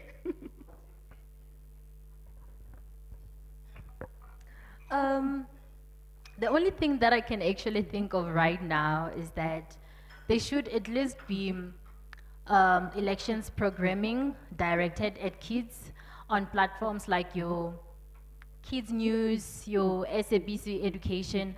I think it would be really amazing if such content is taken into consideration or is prioritized way before we even go to vote next year, like initiate content that, that includes elections so that these kids can actually get to know what elections is all about. They get to familiarize themselves with voting. And it's a pity, as the media, we do not draft the constitution. Because obviously the SA constitution says that for one to vote, you need to be 18 years and older, right? But then if that was to change and to allow these children to vote, a lot of change would really happen because everything is out in the open. These kids are seeing what is happening in the country. They know the reality of the country that we are in. So their voices, if the constitution was to be changed, obviously, to include them to vote, I think their voices would really do a better job. So yeah, we need elections content directed to kids in various platforms. That would really be helpful, yeah. I think the misconception that journalists have is that because children don't have a right to vote, they don't need to be interviewed or they have no interest in the election process. And I think that is why it's important, irrespective of whether or not they can vote at the moment, a year from then, 5 years from then, these children would be able to vote. And by the time they are, the media should ensure that they are ready and are informed of what sources are reliable, where they can find information explaining their right to vote and the various processes that are involved. I also think the election year is not just solely election year. There are still laws that need to be passed during that year that impact children, and I think it's an important moment to leverage the fact that it's elections and everyone cares and everyone wants to say the right things, to push government and say, oh, there's this children's amendment bill that's affecting children. Have you thought of that? Is it in your manifesto? Here is a child who has an opinion on that thing. And I think we can facilitate involving children's voices in those ways, even though not directly. And I think journalists need to be a little more creative in the angles that they use to report on elections. Thank you so much to my wonderful panel. Please, let's give them a round of applause. Right about now, I literally have run out of time, but I would like to take 2 or 3 questions from the floor that the panel can engage, and then we can wrap up our session and carry on with the robust engagements throughout the afternoon, at lunchtime, and then when we're back for our second session. So is there a question? I do have one hand at the back. Please do come join me on the platform because there's one mic that we're using. And then I'm taking a second question. And then I've got a question. Please come and join us on the platform. So I'll hand over the mic. Thank you.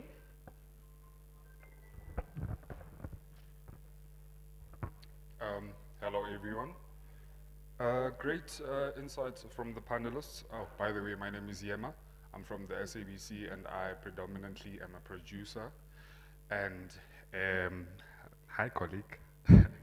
I am predominantly a producer for children's news, kids news, and also for youth current affairs.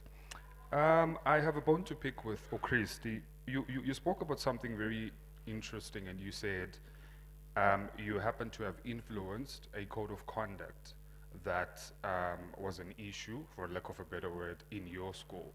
Now, to my understanding, you speak about that from a point of privilege, if I may say, because you were a child beneficiary of MMA, and you also wrote an article that led eventually to what transpired, which is the transformation around the code of conduct.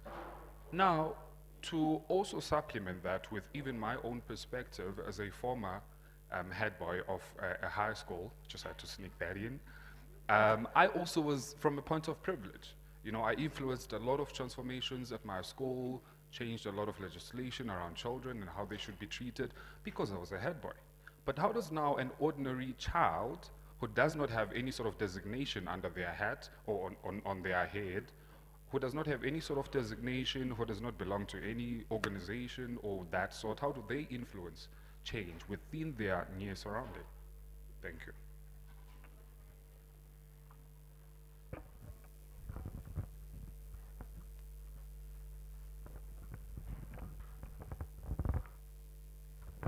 Thank you. My name is Petronella. I'm from the Department of Communications and Digital Technologies. I am a policymaker. I'm part of government. I'm a public servant.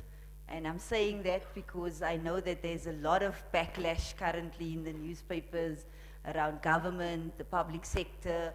There's also the whole issue of the elections coming. So there's a lot that people are saying about government. But I want to just say that as a public servant and as a policymaker, I think my question is essentially about, you said a lot about the fact that government has to do, change policies, and government has to take into account how children should be advocated for in the media in particular.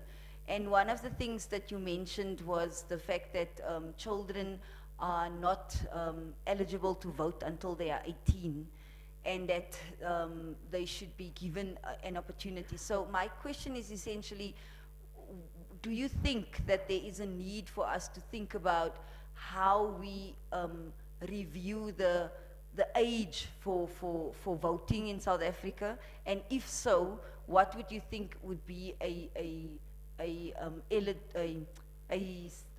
good age for children to vote? And then secondly, the other thing that you raised was the fact that when people are being interviewed for information, they normally engage the parents.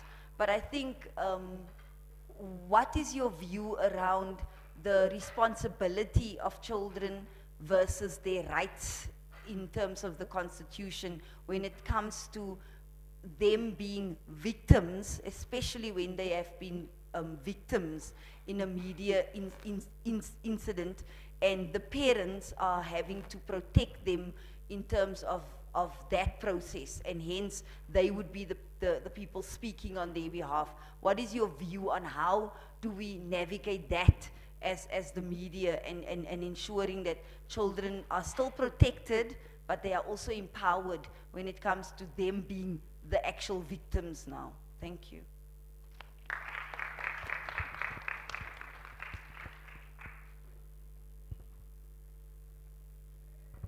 Thank you. Thank you for that question. I definitely think experiencing MMA through the Children's News Agency is a privilege, and I think MMA can only do so much and can only go to a number of schools and implement their projects. But I think the duty, it's impossible, it's difficult for a child in a repressive situation, whether it's a racist school or they want to address any issues, to stand up without support and without someone giving them the platform to. And I think in those instances, and the responsibility lies on NGOs like MMA, NGOs like Section 27 that help, that deal with anything access to education related, and that also supported us in remedying the code of conduct.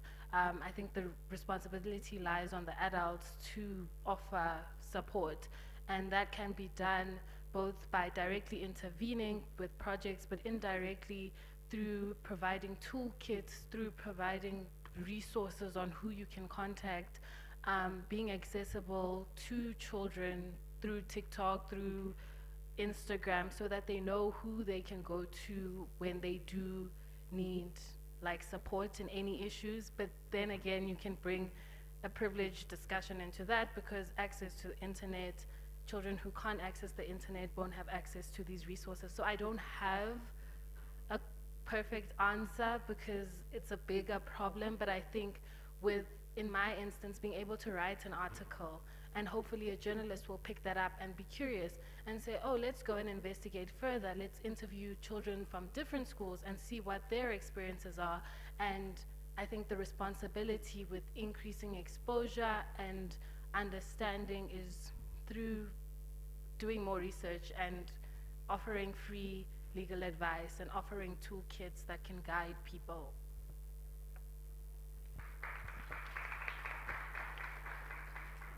So there were two questions. One was about what do you think should the new age for voting be if the constitution was to be amended? When Rolibua was speaking, there was, I saw a heads nodding in affirmation from the children. So maybe they can answer as to what age they think they can, you know, they can vote. Maybe. So I'm not going to answer that. There's a hand there. Yes, I think the heads, the heads that were nodding were coming from there.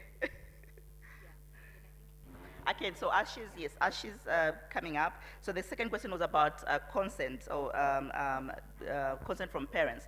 So fun fact, according to the press code of ethics and conduct for South African print and online media, you know, the code of conduct, when you are reporting on children, or you want to interview them or identify them, any decision that you have to do in regards to your reportage, there are 4 things that you must consider. So 1, you need to get consent from the parents or guardians. Then you need to get consent from the child, depending on their age, you know, evolving capacity. You cannot just get consent from the parent or guardian without getting consent from the child, if they're able to give consent to. This, of course, after you've educated them about the potential consequences of the action that you're about to take. Then thirdly, there has to be a public interest. But fourth and most importantly, it has to be in the best interest of the child. So unfortunately, not 4 of these elements are employed in coverage of you know, children. And what we always ask the media or journalists is that just look around at the legal and ethical frameworks around reporting on children that are available. And these are available everywhere online. The Criminal Procedure Amendment Act, the Divorce Act, the Maintenance Act, all of these, the press code, the BCCA, the SABC editorial policy, all of these are designed to help journalists make better decisions when it comes to reporting on children. All right, thank you so much, Lisa. Please do come join us and let us know in the children's viewpoint, if the voting age should be changed.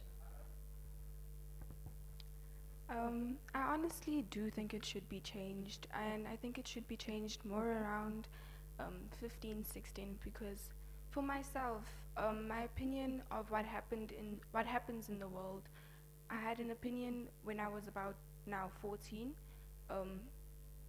There's so much things that I think should happen, but you don't like you say, we don't really have a voice. So you talk about it to your friends, you talk about it to your teachers, to your parents. And whereas 16, you can just wait those 2 extra years and then have that opinions that you've had to be so that there can be changes in the world, so that there's places in the world so that we can agree on, and not just where your parents will relate to the things, so that we may also relate to things that we have been thinking of. So I do think it should be changed. Thank you so much. And indeed, children's thoughts, it all goes back to humanizing children's voices, their thoughts, and the part that they play within our society. That brings us to the end of our morning session. But before that, and in closing, I would like to say there's a scholar that I really like. He goes by Frantz Fanon, and he said that each generation must discover its mission or betray it. And with those words imparting, our generation, our parents' generation, our grandparents' generation, they had their own mission. We're now sitting under the shade of trees that they planted, which many never got to experience, but the work was done. That was their mission. Now it is our responsibility to participate within this democracy, to participate within our capacities, even if we don't know how far it will take us, because one day other children and more children are going to be sitting within the shades of those trees. So those are my parting words. My name is Mhlonhlo Buhlekeleba, Inzwagazi yaseMampondomiseni, Uphahlo Umpangomo. I thank you so much. I hand over now to Lister to give us the vote of thanks. Thank you very much.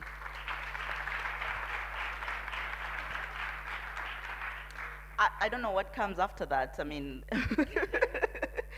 but just to say that there's another person who's supposed to come and speak, and then we can go ahead. Sorry about that. Guys, like I said, I'm a producer for Kids News on SABC2. So please, I would like the Article 12 learners, all the children, to come my way so that we can have a little bit of a chat and make sure that you appear on television. We just need to have quick interviews with probably the most of you guys. So please come my way just as soon as everybody makes their way to lunch. Thank you. And as has been mentioned, we're not done here. We have a very exciting afternoon packed, so please do not leave. Stay with us. We'll be in this room, and then lunch will be served there. Thank you so much to my fellow panelists for their brilliant insights, and of course, coming from your different experiences. Thank you so much to you, amazing as usual. And of course, thank you to our partners. This is SABC, UNICEF, and Auto Advisory. We couldn't have done, obviously, this day without you, so thank you so much. A big thank you to all the children who are in this room. Thank you so much for attending. Thank you.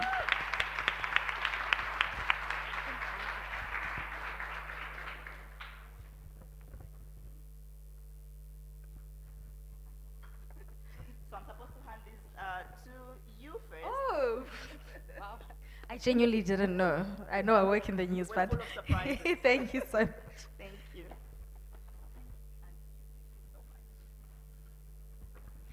And that is a wrap up of this morning. Please do enjoy your lunch and give yourselves a really big round of applause. Thank you.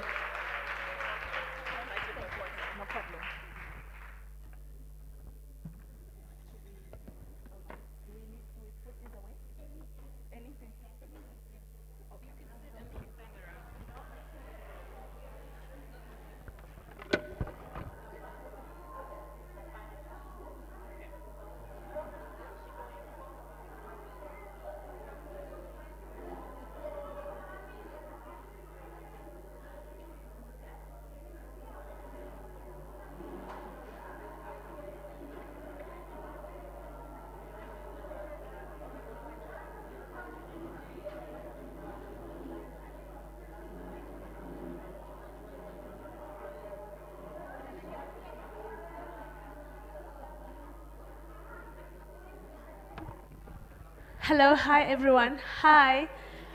Hi. So we are now at lunch. Don't ignore me if you're taking pictures.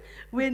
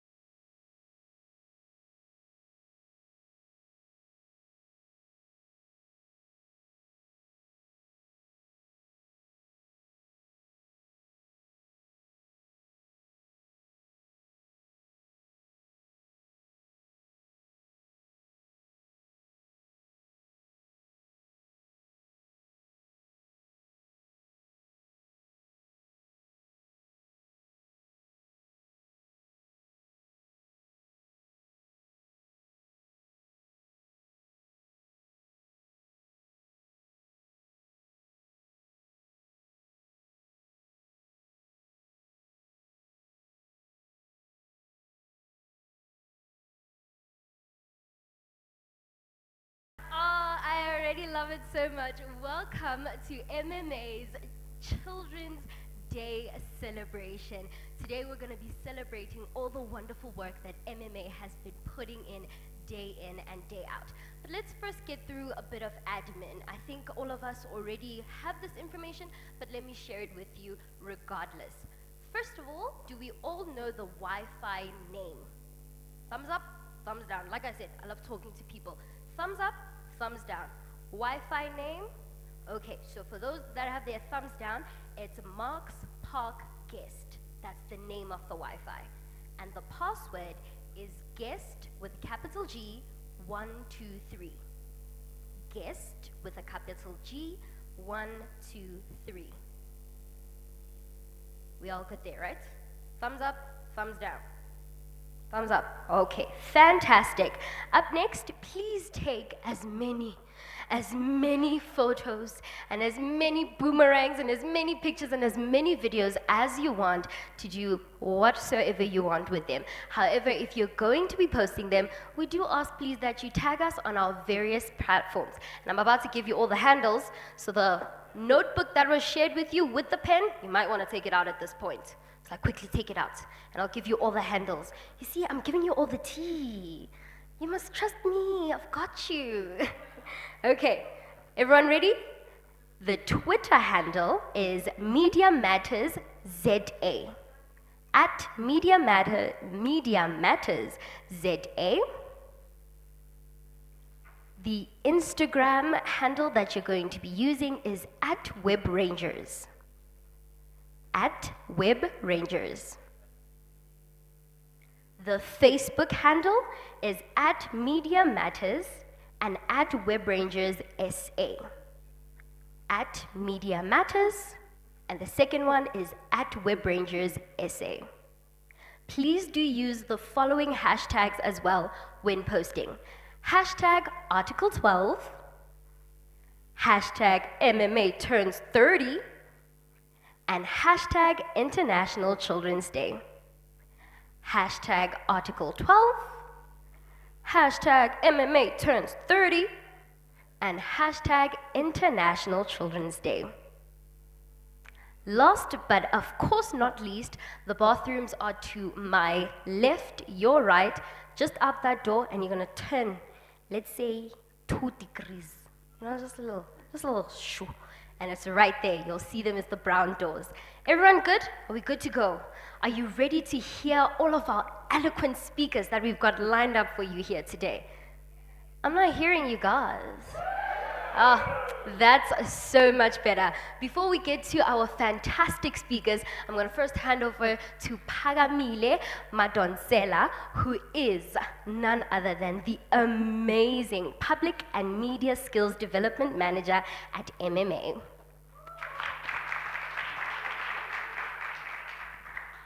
Thank you so much, Joy.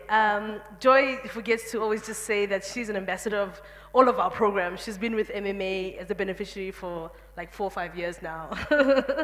My name is Paramile. I am the Public and Media Skills Development Manager at Media Monitoring Africa, and my job again is very simple.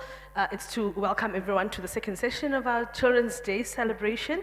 Thank you so much to all the attendees that started from us at 9 o'clock, or no, not 9, 11 o'clock in the morning, and are still here today, and are still here now in the afternoon. So thank you so much for attending. Thank you so much for joining us as we celebrate Children's Day. It's been 20 years, and the amount of work we've put in at MMA has been incredible. And so for us to be here with you to celebrate our milestones, and also with partners, and to celebrate and to clap hands for our partners that have been part of our journey with our work with children is totally amazing. So hope you enjoy the next session. We've got incredible speakers. It's really promising to be we're going to end on a high note. We really are going to end on a high note. So thank you so much for joining us today. Thank you. Thank you, Mrs. P. As she said, I've been with them since I was, I don't know how old. I started with them back in 2019 when I was a web ranger myself. But I'll tell you all about that and spill the tea a little bit later. I heard some people complaining earlier when we did the quiz. Apparently you guys want a do-over, like a second chance. He wants a second chance. Now, apparently the adults were like, I know the answer, but it just slipped my mind. So we're gonna do the quiz again. Please, using the Wi-Fi that I have given you, the password and everything, head on over to Minute Meter, and all the information is gonna pop up for right there on screen, but I'm gonna read it out for you. But for now, open up those cool smart devices we've got, head on over to Google and search Minute Meter. When it says which one should you go to, the one that says enter code.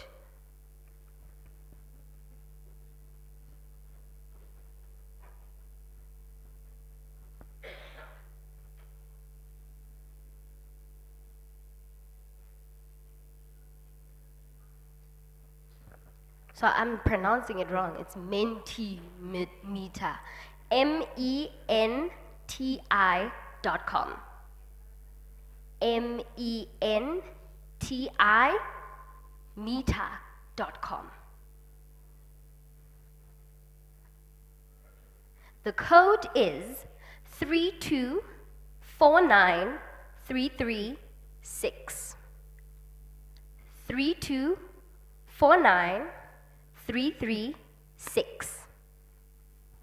Okay, we've got one person in. 3249336. 3249336. It's so easy to make songs out of numbers these days. Or maybe it's just me. Are we all in? Okay, we've got 12 people in. Who still needs a bit of time? 3249336. 3249336.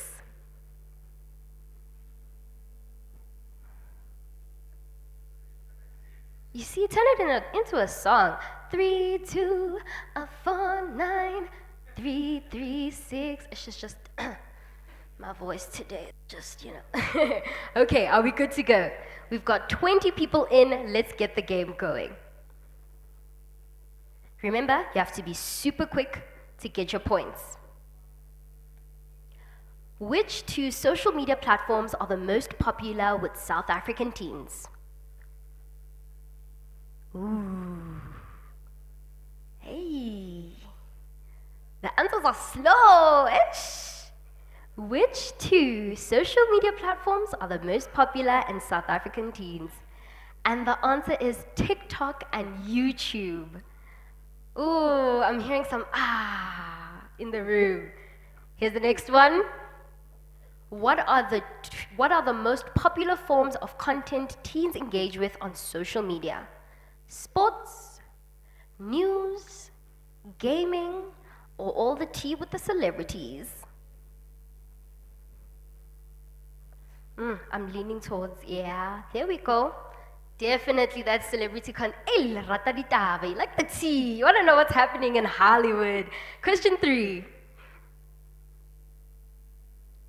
What percentage of all news stories monitored in 2022 focus on children? Ooh, if you were here for the second session, I believe you would have heard that one. For the very first session, you would have heard that one.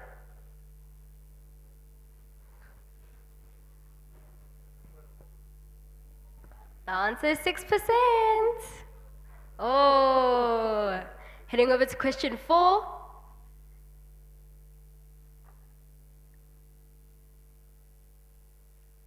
In all the news stories about children in 2022, what percentage of them were featured in children's voices? 11%, 8%, 15%, or just 2%?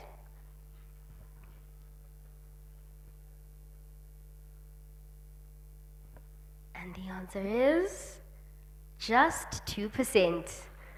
Well done. Oh, I'm starting to see high fives. People are getting excited. Last question. How many hours does the average South African spend online every day? Average South African online every day. You see the 14 hours? That's me. I'm that 14 hours online every day. And the answer is, ooh, 9 hours. Oh, a lot of people voted 14. Are you also just as guilty as I am? Ah, all right, let's see the leaderboard. Oh, okay, coming in number 1, of course. Oh, okay, it's just calculating. Ah, there's our winner. Stand up, wonderful winner. Number 1. Yay! Congratulations. Can we see second and third? Is it possible for us? Number 2. Yay! And who took third place on the leaderboard? Yay! Well done. Oh, you guys are pretty sharp. I would not have remembered all of that information. I want to see also who is as guilty as me with the 14 hours. I'm. And what is it mostly on? Say at the back. YouTube, Instagram, TikTok. It's YouTube. Sokane. Oh, ooh. Ah, news. Okay, different perspective. Who else said they had 14 over here? I saw some youngsters with 14 hours. Ah, okay, it's fine. You don't want to tell us about TikTok, but it's fine. It's okay. We're going to be moving over soon to our speakers, but I just want to share a little bit about how awesome today is and why it is so impactful for me. So, as mentioned, I started off at Web Rangers working with Mrs. P back in 2019, and I was in grade 10. Very quiet kid. I was so scared to talk to other people. I prefer talking to myself and all the voices in my head. But another person, I was like, oh, where do I even start? What do I even say? But nonetheless, my teacher, Mrs. Jurgens, encouraged me to join the program, and what a blast I absolutely had. I created so many amazing memories and connected with students that I would have never connected to otherwise. But the most important thing for me was I found my voice. I was able to speak and share my ideas with so many people, and I took that with me all the way through till varsity before I hit, not before, after I hit a few milestones actually with Web Rangers. After getting the privilege to go to Germany and attend the IGF 2019 in Berlin to showcase the skills that Web Rangers has embedded in me and to speak and be a representative of South Africa, I then decided to audition for UJFM, where I'm currently a presenter at. That would not have happened. Yeah. That would definitely not have happened at all if I did not find my voice in the program that is Web Rangers. They're not only teaching you skills about digital literacy, but they're helping you learn 21st century skills that are crucial for the workplace. Skills that you need to connect with other human beings that I am using right now, which would have not have started if it wasn't for the awesome team at the back table over there. So thank you to you guys. But my story is as ancient as it goes. I think we should have some of our current, I'm saying ancient, and Ms. Pagamile was like, whoa, what about me? I think we should have some current Web Rangers coming through, especially those from Article 12, to share with us what are some of their experiences. How have they grown in this program? And most importantly, what have they learned? So can our 4 amazing Article 12 Web Rangers come on stage, please?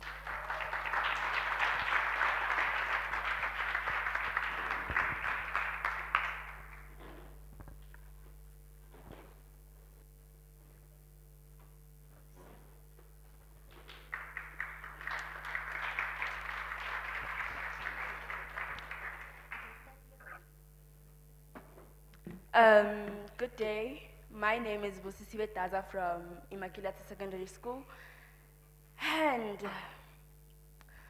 I'm sure most of you guys here in the room don't know what Web Rangers and Article 12 is.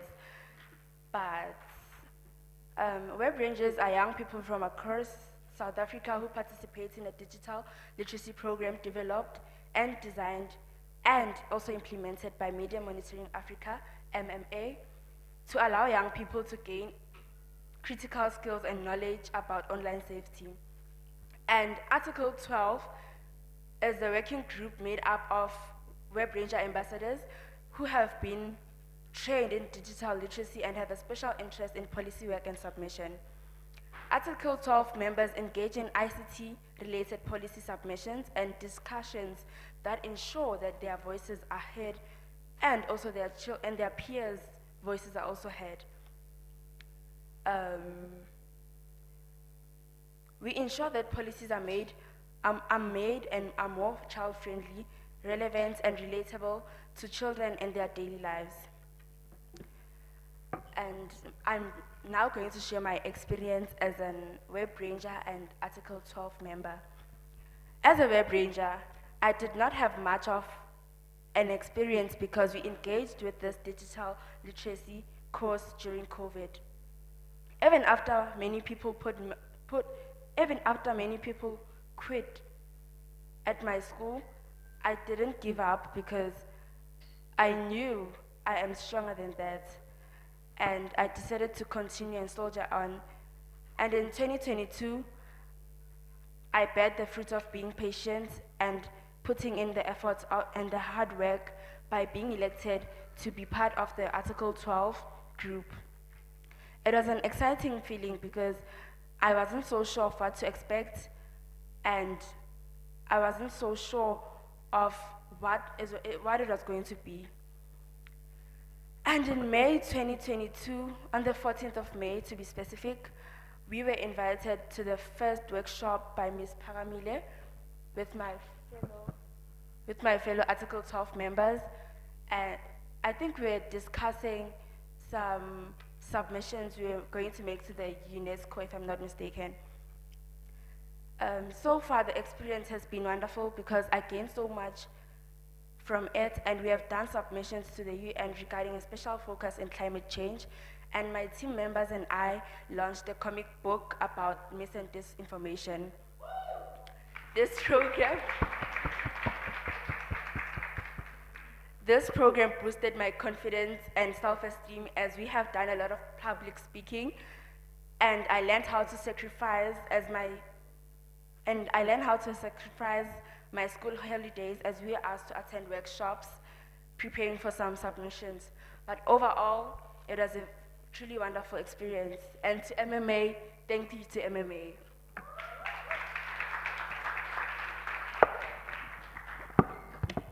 Hi everyone, my name is Agwanden Tuli from Pogolani Senior Secondary School. So this journey of mine did not start just yesterday of being a Web Ranger. I remember being invited to the first Web Ranger campaign last year, where we were mainly told about a lot of information regarding online safety. This section did not just end there. We went on to interact and engage more with our peers. This gave me the ability to stand up and share my views about a particular topic, which I did not have before joining the Web Rangers. Just like Joy, I was this quiet, snobbish child, but now I can face the audience. I just need to be able to talk to you directly and stop writing down, but I will progress.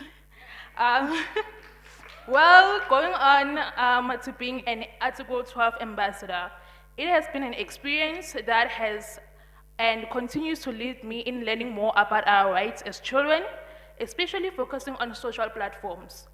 Being part of the Article 12, being able to work with my Article 12 members, making submissions and writing comic books, has most importantly representing so many children's rights in South Africa has been much more of a privilege for me, and I hope that more children can be given this opportunity to experience this journey and be a proud Web Ranger ambassador that I am today. Thank you.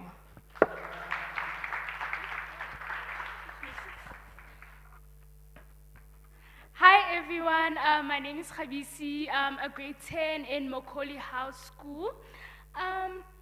When I first heard of Web Rangers, I was in grade 8, where we did a course, all of us in the whole grade did a course at school. And the course ended that exact same year, but then I found out that by Mateo, I found out that we can still continue with Web Rangers. And so she introduced me to Article 12, and that's when I joined in grade 9. When I first came to Web Rangers, I was shy. like I didn't want to speak up or anything. I had social anxiety, and yeah, I had things to say, but I wasn't able to say them because I felt like I was going to be judged.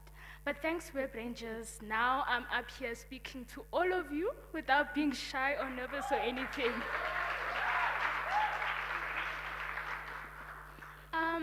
My experience, my personal experience, when we engaged with my fellow Web Rangers here, not only is Article 12 engaging with information online, we also engage with kids and our opinions, and that gives me like the time to actually speak my opinions on what I have on so many things that we don't get to be heard about, right?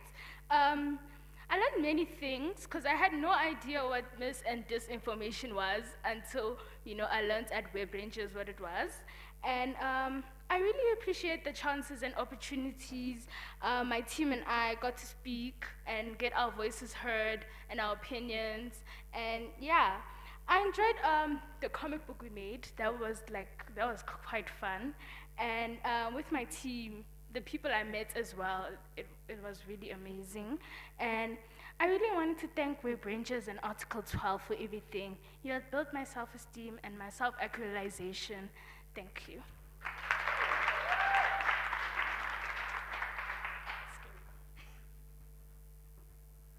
Hi everyone, my name is Moteo and I am from Mokoli House. I'm going to be talking about my experience at Article 12 and also as a Web Ranger member. So I remember when I was in grade 8 in 2019, the school forced us to be part of Web Rangers, which I wasn't really excited about, but anyway.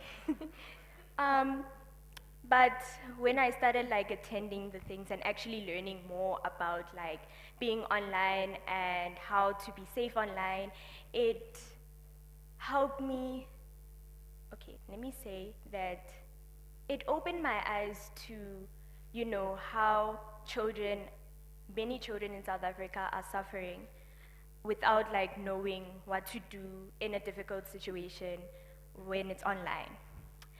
When I first arrived, I was very shy at Article 12. I was very shy, and I didn't really give in my inputs because I was worried that people were gonna judge me. But then after a few sessions, I warmed up to my fellow Article 12 members, and I'm glad that I'm even on stage right now because, yeah, in the past I was very scared. I never wanted to be on stage, and yeah. What this experience has taught me is that I'll be able to teach younger children about our rights as children in the media. And this experience allowed me to look into other degrees that involves media and technology. This experience also made me feel powerful as I was able to help organizations in fixing policy to make it child-friendly. I'm also glad that I am one of the voices for children who are voiceless in South Africa. Thank you. Thank you so much, ladies. And that is truly what it's all about, what Web Rangers and MMA stands for. Not only empowering children to meaningfully participate in those critical conversations, but also helping them develop, find their voice, trust themselves, and truly believe in who they are. This is, as Mateo said, Web Rangers really opens up your eyes to all the struggles that are happening out here. And that's what inspired me to become a teacher for foundation phase. And it was because of the conversations I had with Ms. Pagamile, that I had with all the amazing people at MMA. They helped me realize that I can make a difference, and all I need is my own voice. I stumbled upon this quote while I was studying by Afi Khan, and it says, "If you want a child to take responsibility for their own behavior, we must first give them the responsibility." And I think that's truly what MMA embodies brilliantly, allowing children to speak. Ms. Pagamile said to us at our first session, she asked us a question, and we were all quiet. It was like, doo-doo-doo. You could hear a penny drop. And she was like, speak, just say whatever you want to say, say. We're not going to judge you. And we were all like, adults say that. And then they judge you. And it's like, okay, fine, I'm going to close my ears, and then I'm going to close my eyes, and then whoever speaks, I won't even see who you are. And she did that. And we started speaking, and we started speaking, and we started speaking. And then later I realized, Ms. Pagamile's eyes are open. Why are we still speaking? But that's how she encourages you to get out of your shell. And I'm so grateful for that. So grateful for MMA being that platform that we all need to voice out our opinions and share our own thoughts and ideas. It is now time to hear the fantastic opinions and thoughts and ideas of our wonderful partners. First up to speak to us is none other than the amazing Petronella Linders, the Chief Director, Department of Communication and Digital Technologies. Let's welcome her up with a wonderful round of applause, please.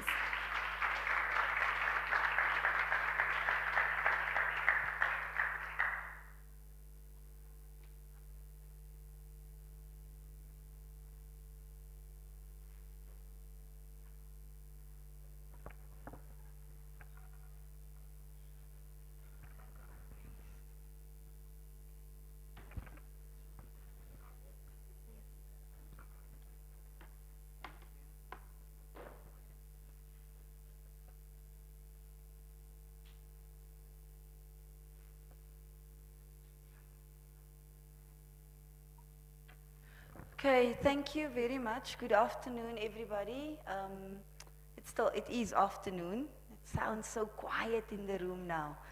We're not at a funeral, we are at a celebration. And although the Bible says it's better to go to funerals because it helps you to get perspective, but we are not at a funeral today, we are at a celebration. Firstly, thank you for the opportunity that we have been given as the Department of Communications and Digital Technologies, DCDT. I think that I want to start by saying that when we started working with Media Monitoring Africa, we were called the Department of Telecommunications and Postal Services, which is DTPS. When we actually started working with MMA, which is way back in 2007, we were the Department of Communications.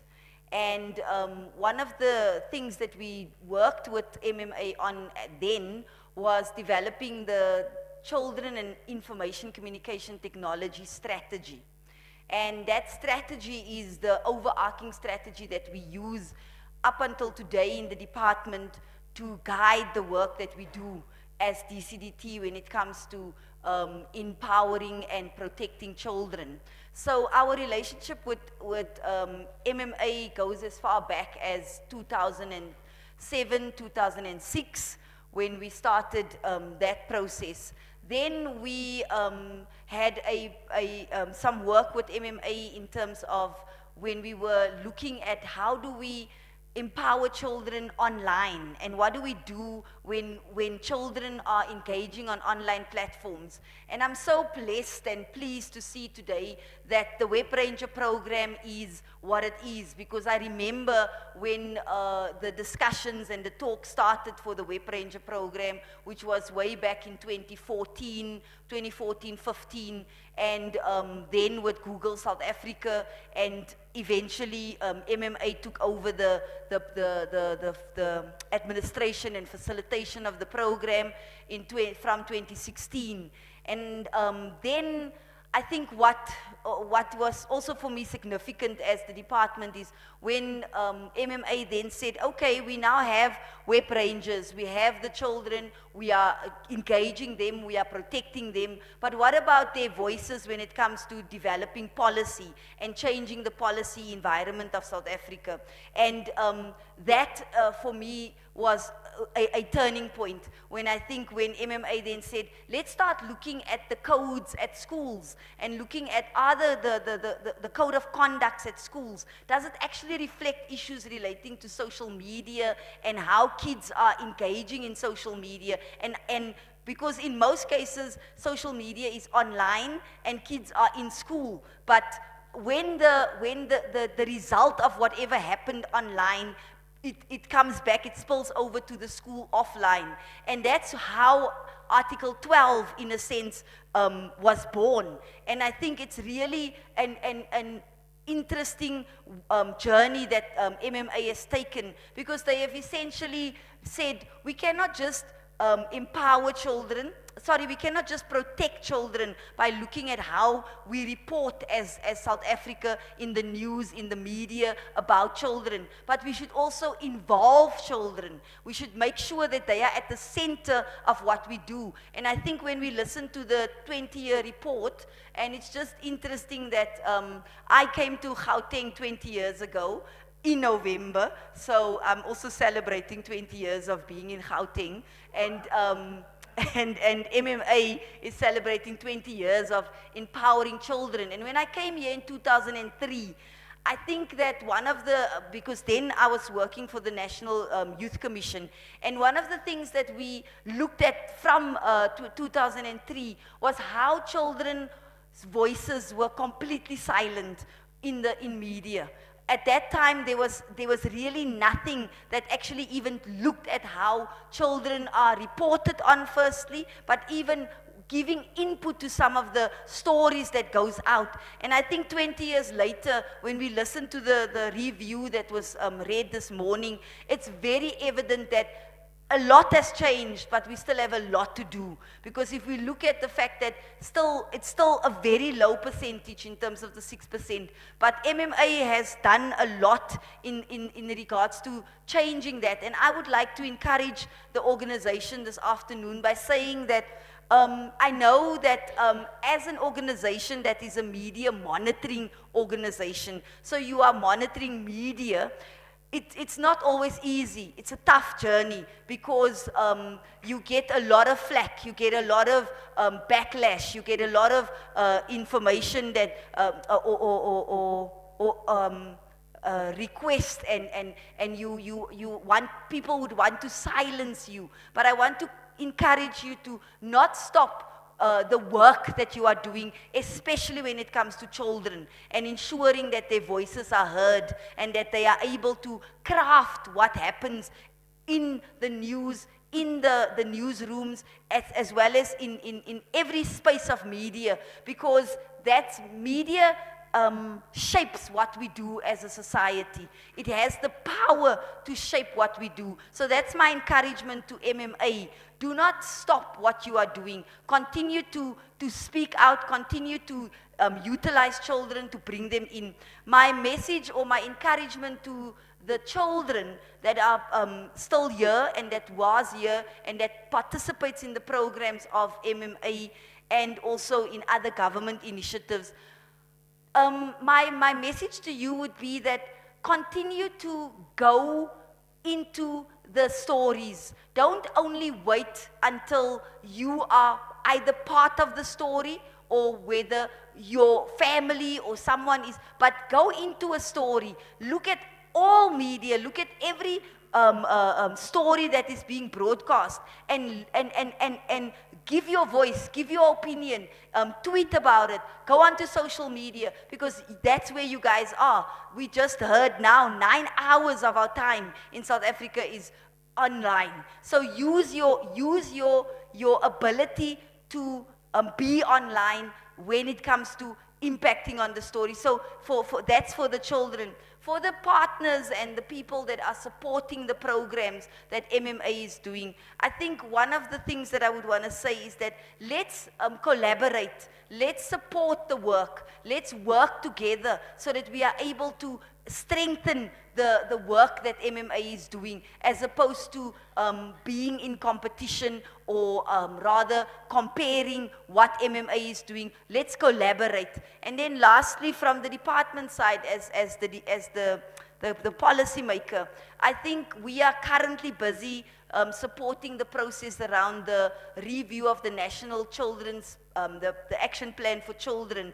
And one of the things that I think we need to do is to really impact that process when it comes to issues relating to the role of children in media, as well as how children are portrayed in media, and also the stories that relates to children as when it comes to children and violence and online violence, as well as cyberbullying. I think we need to utilize some of the platforms that MMA has created to influence those discussions. The second area where we are busy as the department is we are busy reviewing the children ICT strategy, actually all 4 strategies, because we have one for gender, disability, youth, and children, and we are developing a framework, an overarching framework on digital transformation and digital inclusion. So again, there we would want to say, give us your inputs around what do you think and how do you think we can shape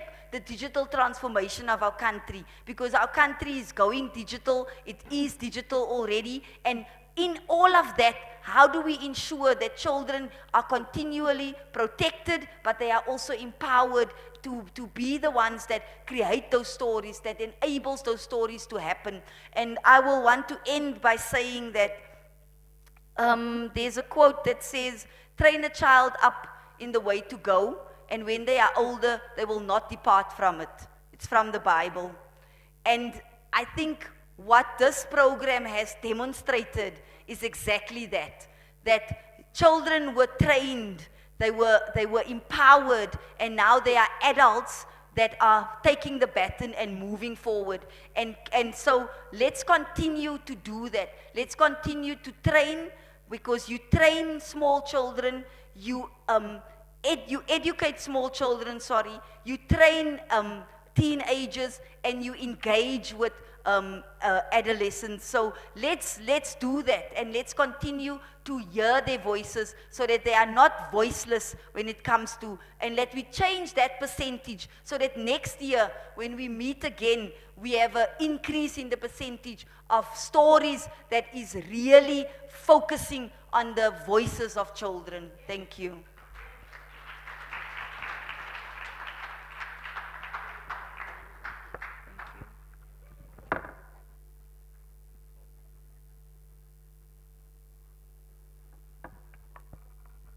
Such inspiring words, and her last quote really truly reminded me of my journey with Web Rangers.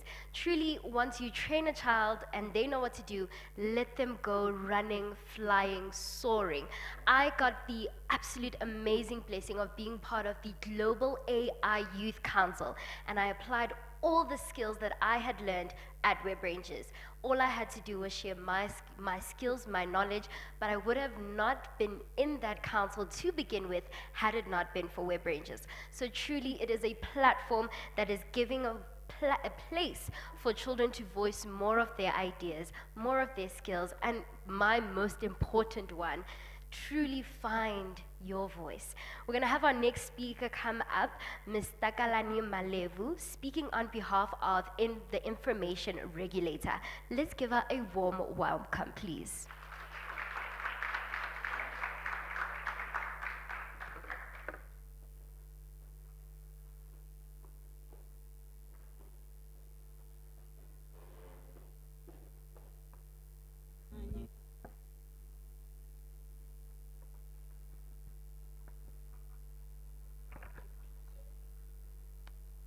She promised that she will not butcher my surname, and she went on to do that, to just behead it. My name is Takadan Mobadi. I am from the Information Regulator. I come full circle in terms of this project. I think Pakamile can attest to it. I think I was in the first meeting of these Web Rangers. We have been working on these Web Rangers when I was still with my previous employer. I think I was one of the first people to travel to the US with the Web Rangers to take the Web Rangers to the Google headquarters, because by then they were the biggest. I don't know if they are still participating in this, but they were the biggest funders of this project. I am glad that today this project is still going on. It's very commendable of what you have done, Phakamile, with this project. Many people came and many people went, but you are still here. And it's good to see all the old faces in the room today. One of the things that is not said enough about this project is the network it managed to create. The network of stakeholders. There are a lot of stakeholders that participated in this project throughout the years. And somewhere, somehow, Phakamile managed to keep them in the project. So today, I come here, not with my previous employer, with the information regulator today, because it's one of the stakeholders that the project managed to onboard throughout the year. Looking at the invitation that we have received, it was accompanied by the Article 14 report, which is a well-crafted report. And I am glad to see the faces behind the report today. It is a very well-crafted report. And looking at the inputs, of which we are still considering them at the regulator, because most of them speaks to the regulator. We are considering them, they are not shelved in some locker somewhere. Looking at those inputs, I see the work of the various stakeholders that have participated in this project and continue to participate in this project. As we celebrate Children's Day, we are reminded as stakeholders to always promote the rights of the children. From the information regulator, we are mandated to protect two rights. The first right is the right to privacy in relation to personal information. And the second right is access to information. As adults, we are supposed to know of these rights so that we can protect the children. As children themselves, they are supposed to know this right so that they can arm themselves when they engage for 9 hours on social media. A whole lot of people who are on social media for 9 hours, they're giving away their personal information voluntarily. And one day it will come back to haunt you, because the internet is one that never forgets. So I urge you to protect your personal information, even the smallest things that can lead to you exposing your personal information. I had the program director saying, take as many photos and post.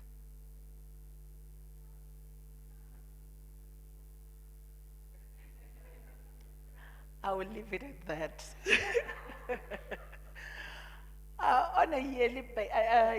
On an annual basis, we used to run a campaign that says hide your badge. When children go back to school, their mothers, their parents take photos of them wearing their blazers, taking pride in their children going to school. That badge is a personal, it gives out personal information, a child's personal information. It will take time for us to get this right, but it's something that we'll continuously do. It's good to see the Web Rangers moving from a online safety campaign and venturing into contributing to policy, because we want the young voices to speak for themselves. We need to teach them responsibility at a young stage. They need to know the consequences of posting their badges online. They need to know that. But even with adults, we are still running campaigns that says, when you leave your house, don't tell us that you are going to Durban, because we will know that your house will be empty for 3 weeks of you posting photos in Durban. We will know that your house is empty. So to the young people in the house, I will say Section 34 and Section 35 of the Poppy Act is your friend. We saw your inputs in relation to those sections. It's your friend. Just know that when we came up with those sections, we had your best interest at heart. So I hope that you will work with us towards protecting your personal information, online and also physical. Thank you very much.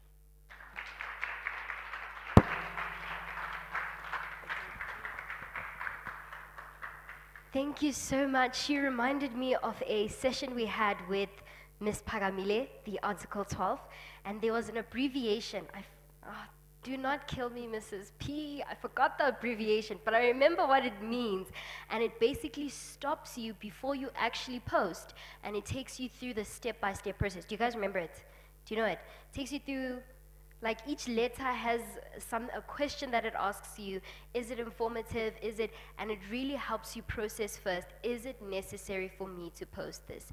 Am I revealing information about myself that I actually want to keep hidden?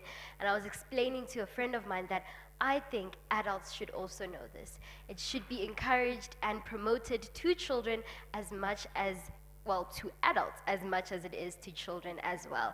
So thank you so much for that reminder, since I will also be going somewhere soon, and I'll only post when I come back. Otherwise, my house, I'll come back and there's absolutely nothing there. We're gonna have our third speaker before we have up our amazing panel, and that is Stanley. Let me get this right. Let me work through the surname. And please correct me if I'm wrong. Stanley Malemata. I got it right? Yay!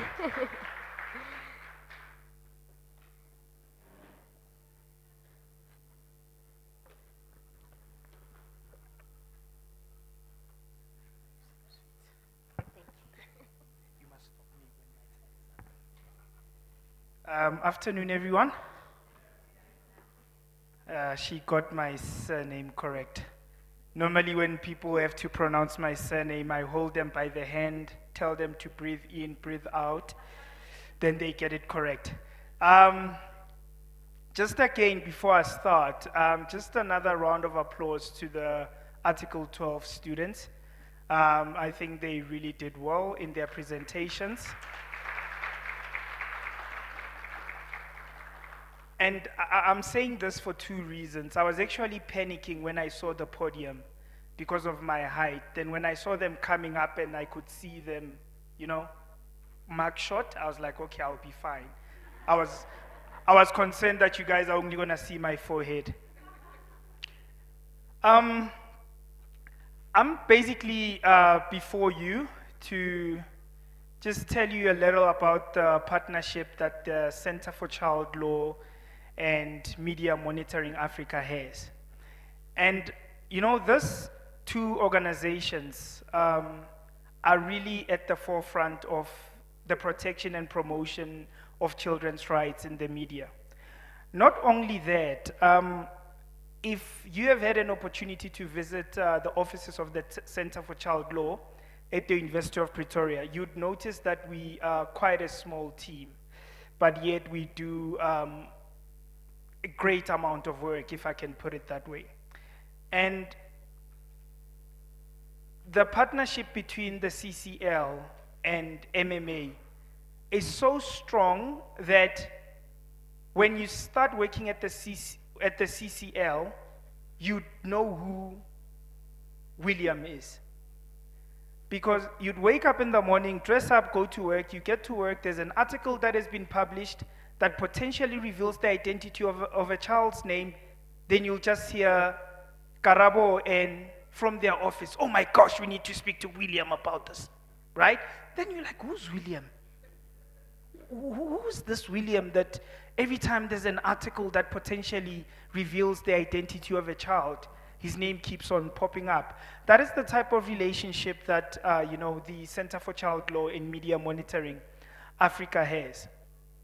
I mean, apart from that, Center for Child Law and Media Monitoring Africa were applicants in what I would call a landmark case when it comes to the protection of the rights of children, particularly the protection to the rights to anonymity, the right to privacy, and the right to human dignity.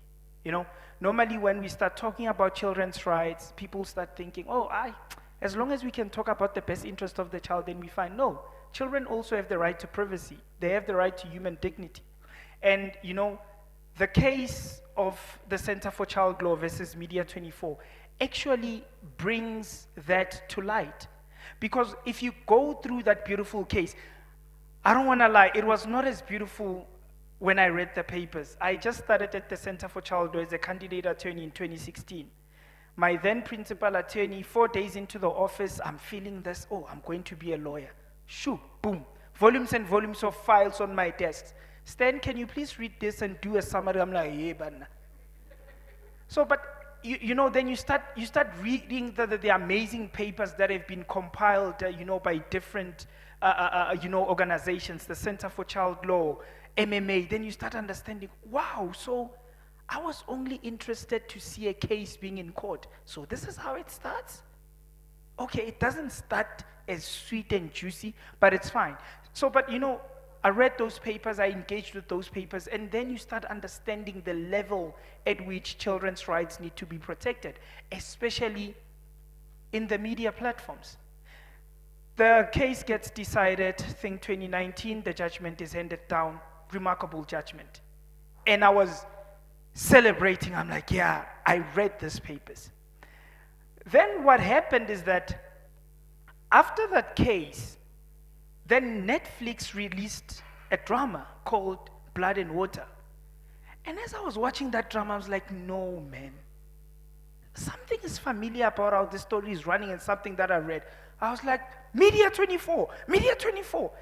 Then once I started telling my colleagues in the space that, the Blood and Water drama, we did that case. I read those papers. I know where it started.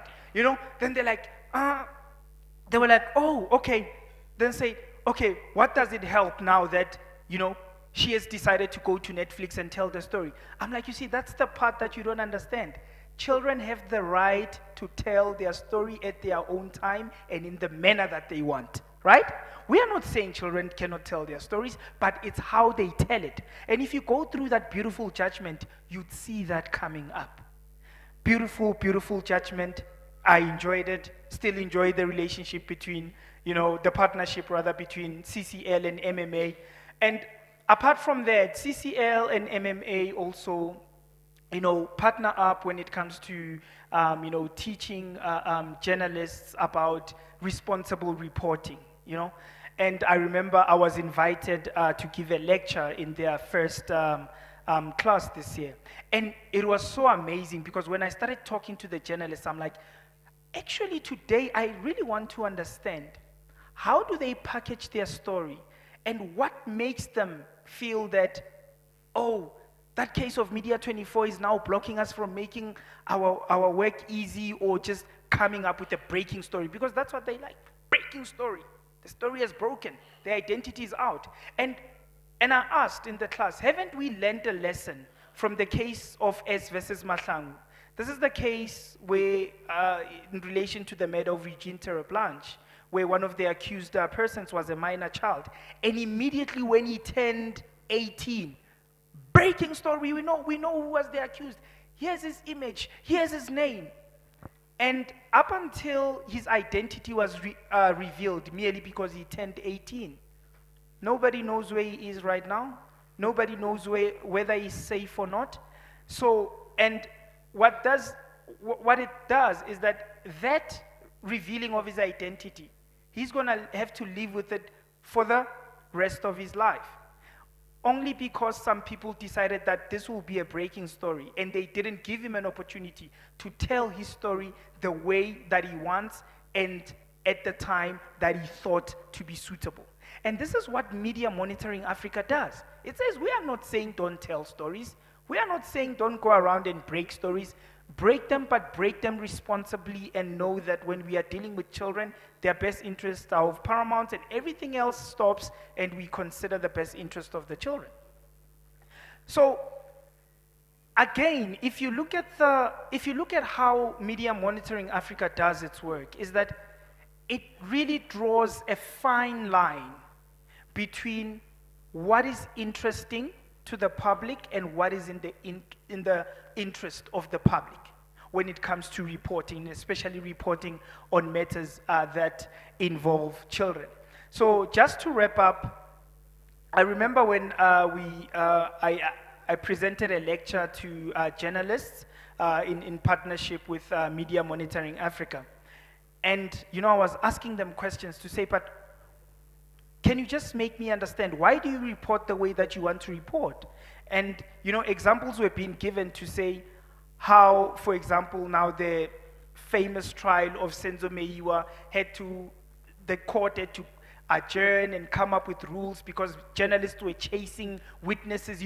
I'm talking about adult witnesses. Now imagine if it's a child, right? They had to chase them around and the court said, whoop, you need to stop here. So I asked them, what motivates you to report the way that you are reporting? Is there no better way that you can report without endangering the lives of the people that you are covering the stories about? They said, no, but we need to break the stories.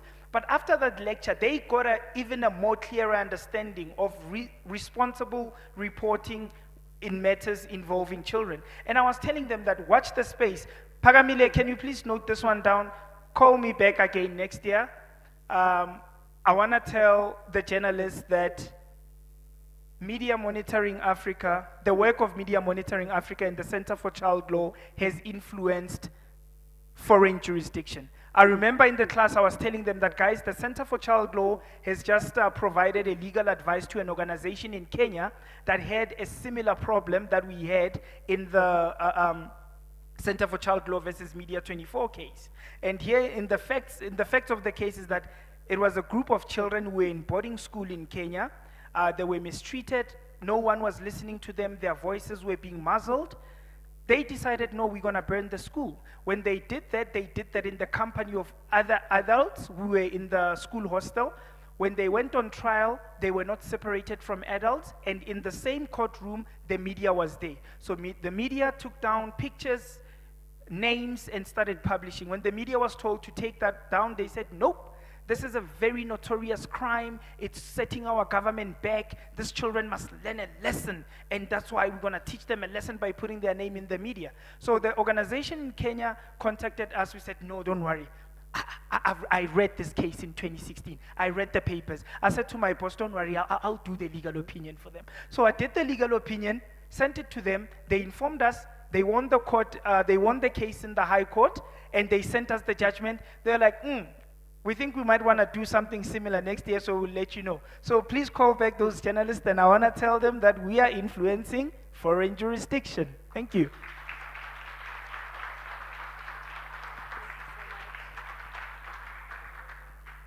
Such great pride, and today we are definitely here to honor and celebrate that through and through. It is time for my most exciting part, but before we do, I'm going to call upon our director, or MMA's director, William Bird, to introduce our wonderful keynote speaker.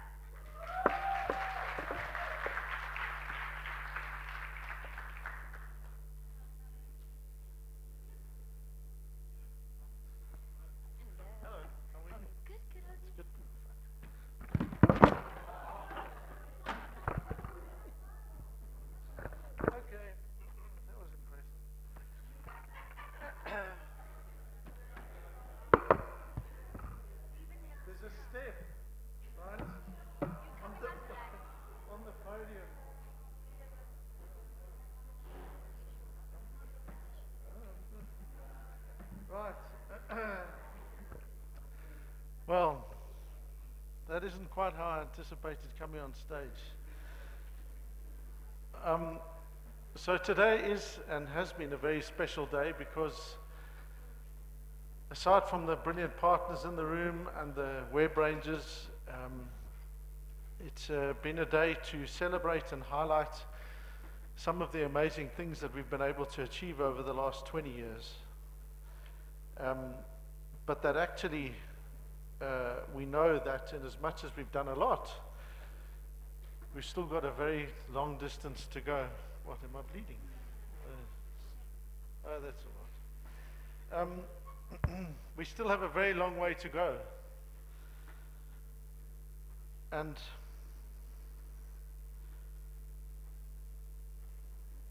aside from, sorry, the issue here is, stop now. This, I mean, aside from that spectacularly embarrassing footfall on the stage, this is decidedly one of the highlights of my career to do what I'm about to do now. Because I first met Professor Anne Skelton, I don't know, about 15, 16 years ago. I can't even remember when. I wasn't quite sure who she was, actually, but I knew that she was going to help us with some legal stuff on children. And apparently she was quite good. It turned out, of course, that never mind is she quite good, Anne Skelton is a national treasure.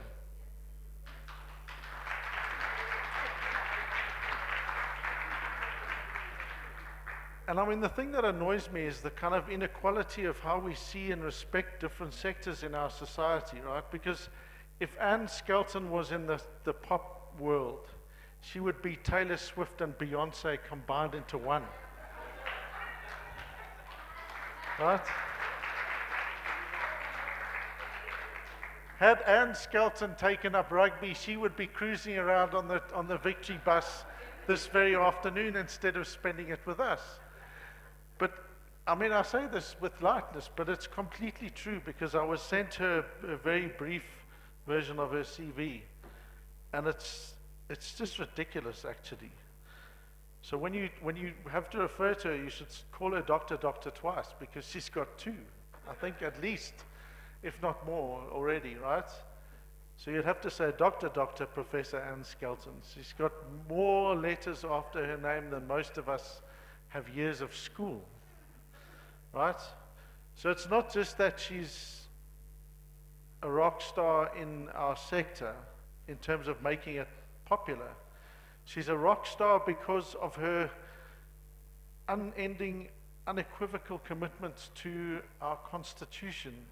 So one of the things that I love doing is going around and boasting to people around the world that we have the best Constitution in the world, and in fact the best section on children in the world by miles. And when you want to look and say, well, gee, I wonder who had a hand in that, she's sitting in this room, right?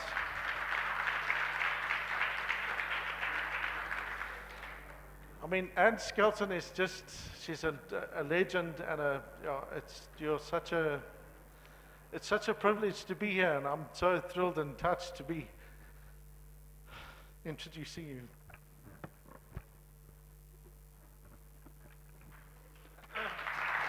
Dr. Professor Anne Skelton, thank you for being with us.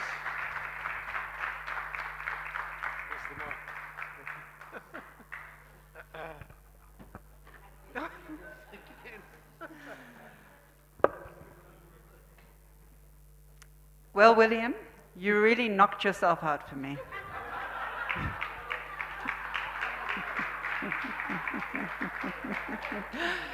Happy Children's Day, everyone. And that actually reminds me of William, because one of the early things I noticed about getting emails from William was that whatever day of the week it was always happy. Happy Monday, happy Tuesday, happy Wednesday, because William speaks in superlatives. So you do have to take everything he just said about me with a little grain of salt, because that's William.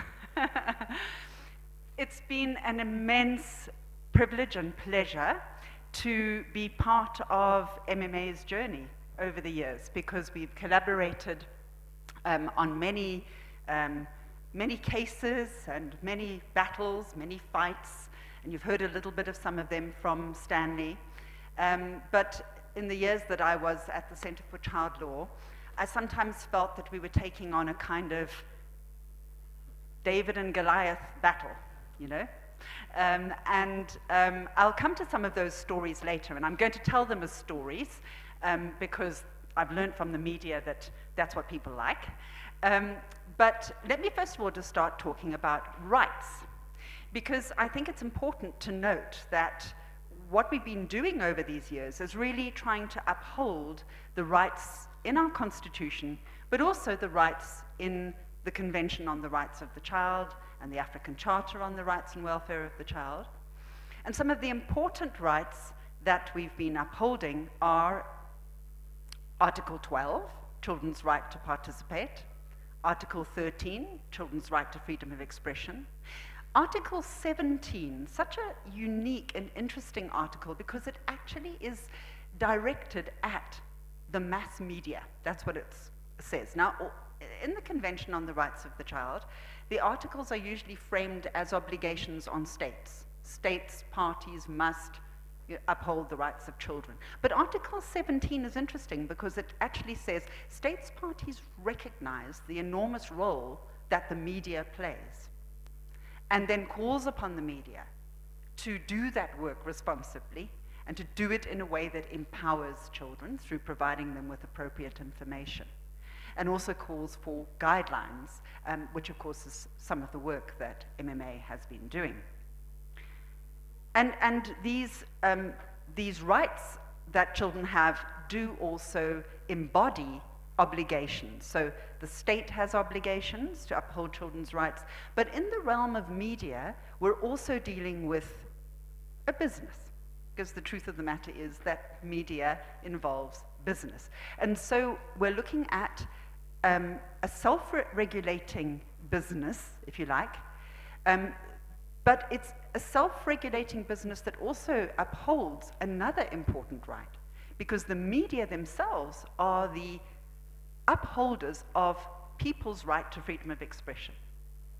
And that's why there is always a balancing to be done. And I think that MMA over the years has walked this quite complicated, tight line down the center of that, trying to ensure protection and participation, but also recognizing the important role that media plays in upholding all of our rights in society and in ensuring we know what is going on, because we need to be well informed so that we can stave off any threats to our rights as well.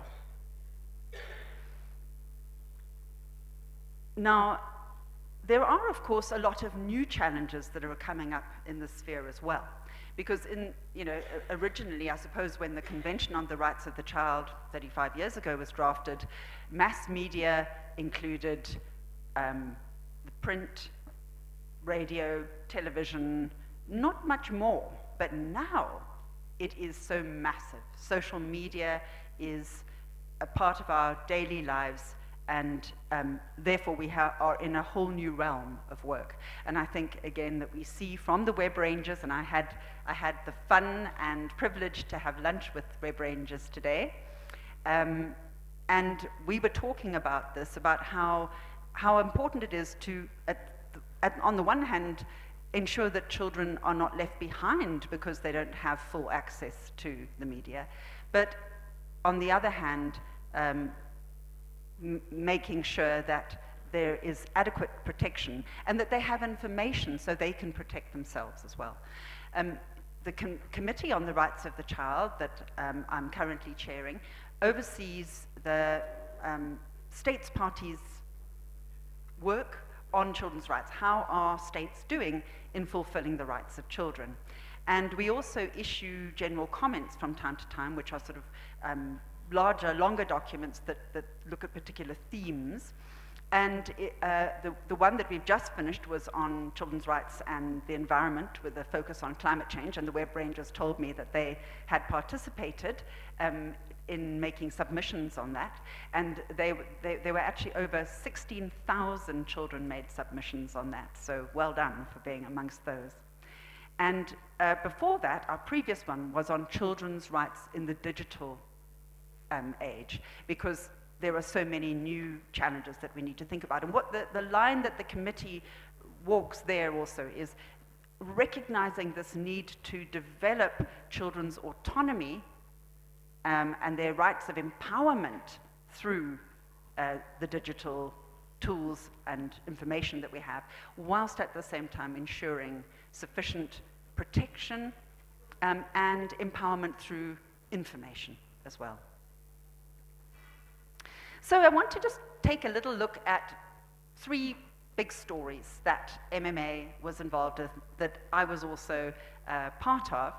And the first of these was a case which was about paternity fraud. I don't know if you've ever heard of paternity fraud. It's a little bit unusual, but the case was called John Com, and it was about a father who found out that his child wasn't actually his child.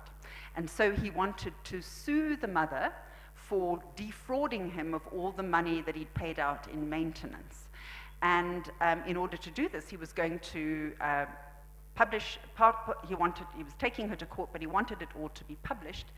And I think it was the Sunday Times was going to publish it, and then there was an attempt to stop the publication of that information.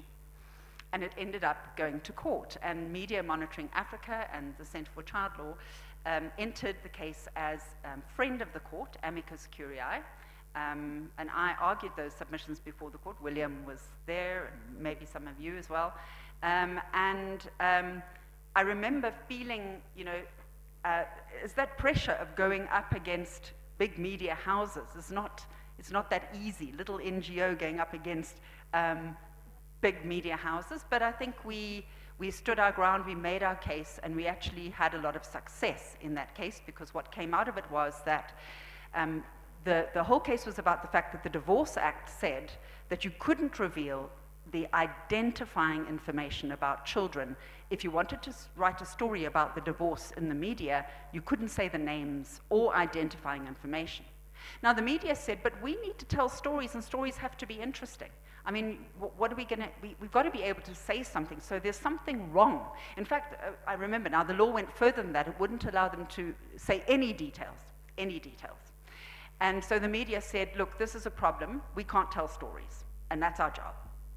And we said, well, you can still tell the stories, and okay, we admit you should be able to tell the facts of the case, but we don't think the part of the law that says that you shouldn't reveal identity is unconstitutional, because children are the innocent parties in all of this, and they shouldn't have their names splashed over all the media. Imagine being that boy whose father is now saying, he's not my son and I want to be paid back by his mother, and this is his name. I mean, that would be appalling. So that's what the case was all about, and we succeeded in ensuring that the default position from that time on would be that they were not permitted to publish identifying information, and if they wanted to do so in unusual cases where perhaps there was a public interest issue at stake, then they would have to go to court and get permission to do that. Another case that I remember so very well was the case about Eugene Terblanche's murder, where one of the accused was a teenage boy. And Stanley has already mentioned it. And William and I actually went to Ventersdorp to argue this case. And it was quite a scary scene.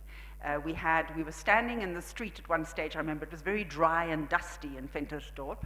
And we were standing in the street, and on this side of us was the EFF, who were demonstrating and angry, and driving past us fast on this side was a big bakkie full of RV beer supporters who looked very dangerous and scary. And we were like, oh, what are we in the middle of here? So we had to argue this case, and actually we were up against somebody who's usually on our side, Stephen Budlender, who in that case was on the other side arguing for the media. So I was arguing in that case against Stephen Budlender, which is quite challenging, I have to say. He's a very gifted advocate. But essentially, again, we won the day. This case was actually not so much about what gets published, or that was part of it, but it was also about who gets to sit in the court case when a child is being tried. And we basically managed to develop the law in respect of both of these things.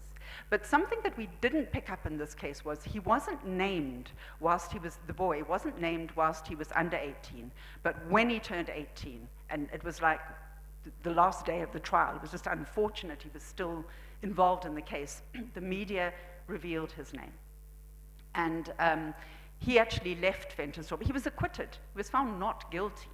But now his name was all over the media. So he couldn't live in Ventersdorp anymore, believe me, he couldn't. So he disappeared. So that problem of the media just naming people when they turned 18, we managed to solve in the third story that I want to share with you. And that story started for me with the girl Zephanie Nurse, and I'm sure it's a name that most of you remember. Zephanie Nurse was kidnapped as a baby, and many years later, when she was 17 years and 9 months old, she was found again. And you know how she was found? Her younger sister ended up going to the same school as her. What were the odds of that? But the truth was, she'd been stolen by a woman who wanted to have a baby, and she was brought up 7 kilometers away from her real biological family, who looked for her for all those years. And in fact, the media did play a very positive role in trying to find her, because every year they would have a celebration, or well, not a celebration, but a reminder that she was missing, and reminding everybody that they should be on the lookout for her. So the younger sister had grown up knowing that her older sister was kidnapped, and when they arrived at the same school and people mentioned that they looked alike, she looked into that a little bit further, asked the girl to come to meet her dad, and her dad then contacted the police and the social workers.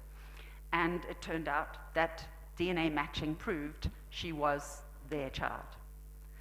So the media were in big hype over this case. They were outside the school, they were outside her home. She actually had to go and live at the social worker's house because she couldn't be at home with that much media attention. And she didn't want that attention at that time. She said her life had turned upside down and she had to have time to think.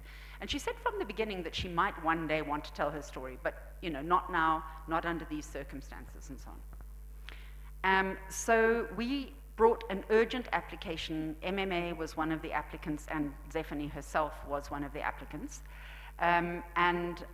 Because Zephanie was the name of the baby that got kidnapped, but it wasn't her name. She had another name that she'd lived under, and that was the name she didn't want to have revealed, because that's how everybody knew her. So we asked the court not to reveal her identity, even when she turned 18. And we also said, we think there's something wrong with the law, that it's so unclear, A, whether victims are protected at all, and secondly, whether offenders, children who commit offenses when they're children, it's fairly clear their identity is protected until they're 18, but it's not clear what happens after they turn 18. And we could show in those very lengthy papers that poor Stanley had to read in his first week at work, we were able to show many examples of what the media tended to do, that they tended to reveal the identity of these children when they turned 18. So we started a long battle, and we had the media giants on the other side, the 3 big media houses. Just as an amusing aside, my son was a journalist at the time, and he was working for Times Media when all of that was unfolding. So we had some rather interesting conversations around the dining room table also. And then ultimately, we actually did not win this case outright in the High Court, and we had to go to the Supreme Court of Appeal. We did not win the case outright in the Supreme Court of Appeal either. We only half won it. We won it on the victims, but not on the offenders. And then finally, hurrah, hurrah, we won it all in the Constitutional Court, in a well-written judgment, I must say. So those three stories, I think, just give you a little bit of a taste of some of the exciting things that we did. It was really, really cool work to be doing, to use William's kind of terminology. Cool beans, he'd say. And it really was cool beans doing this work. And it was a lot of fun because the MMA team is fun.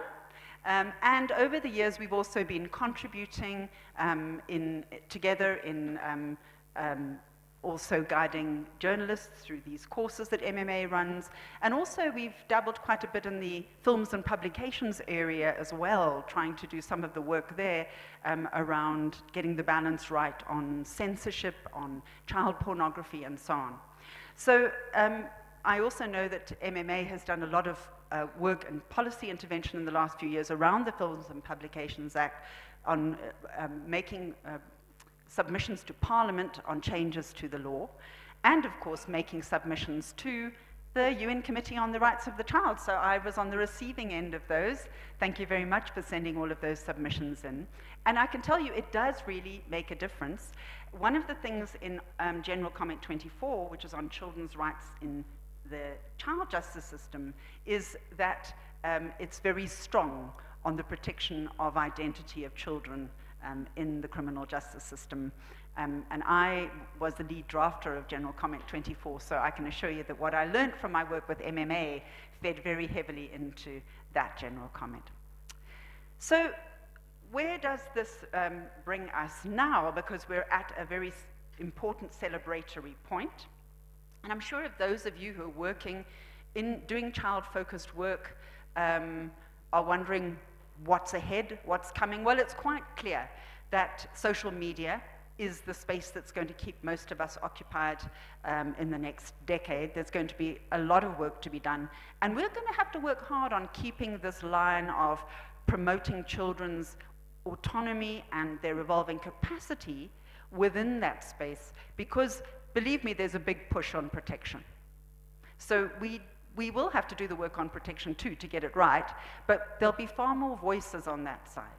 So those of us who believe in freedom of expression and believe that young people have a contribution to make are going to continue to have to do that, but we can do it intergenerationally. And this is what we talked about at lunchtime, wasn't it? MMA Rangers. We talked about intergenerational conversations, intergenerational work. And I was trying to explain this, William, to them, and I said, I explained that they're one generation and that you and I are another generation. And then I wondered about that because I think I'm quite a bit older than you, so I'm sorry if I've done you a disservice. But basically, each generation has something to bring to this discussion and debate. I said to the Web Rangers that I think the elderly also should be allowed to come to the table and say how hard it is to navigate the world today if you can't use social media and what could be done to help them. But young people too have a hugely important contribution to make. And I think that is what is so profound about the work of MMA, about the fantastic work of the Web Rangers. So please do keep going, all of you. It's wonderful to see your graduate here on the stage with me. Congratulations for all your successes. And those of you who are still Web Rangers today, do remember that your voices count, and we want to hear them. Thank you, everyone.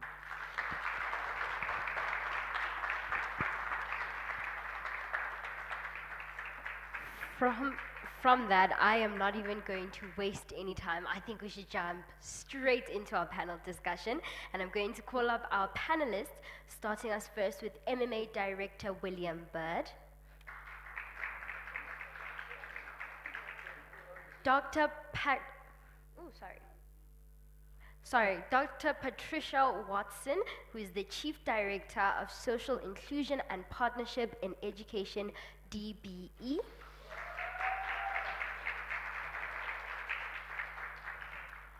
Makiba Yamano, Chief Child Protection.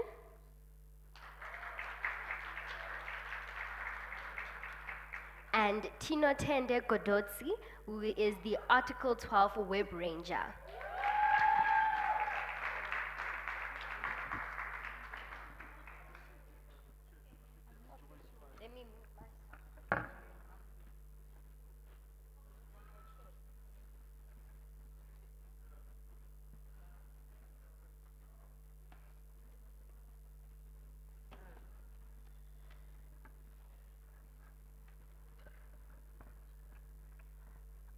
So thank you so much, first of all, Dr. Professor Anne, for the wonderful words. I have gathered so much from that, and I think I want to just kickstart already with something she said at the very beginning, which is the balance that we need to find between freedom of expression, but at the same time keeping people safe and protected. And how do we go about this? Where do we start? Where's the line? Because I think it's quite a fine line between the two.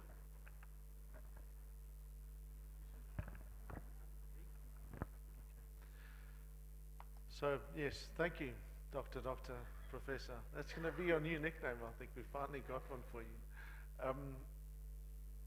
I think the thing that I most admire and respect from that input was that Anne highlighted, and she can see the ability of media need to do their role, right? But you've got that idea of media freedom, which is very strong, and we are among the strongest advocates of it in South Africa, but that you do have to balance that against children's other rights. And I think that one of the key things that having a national treasure like Dr.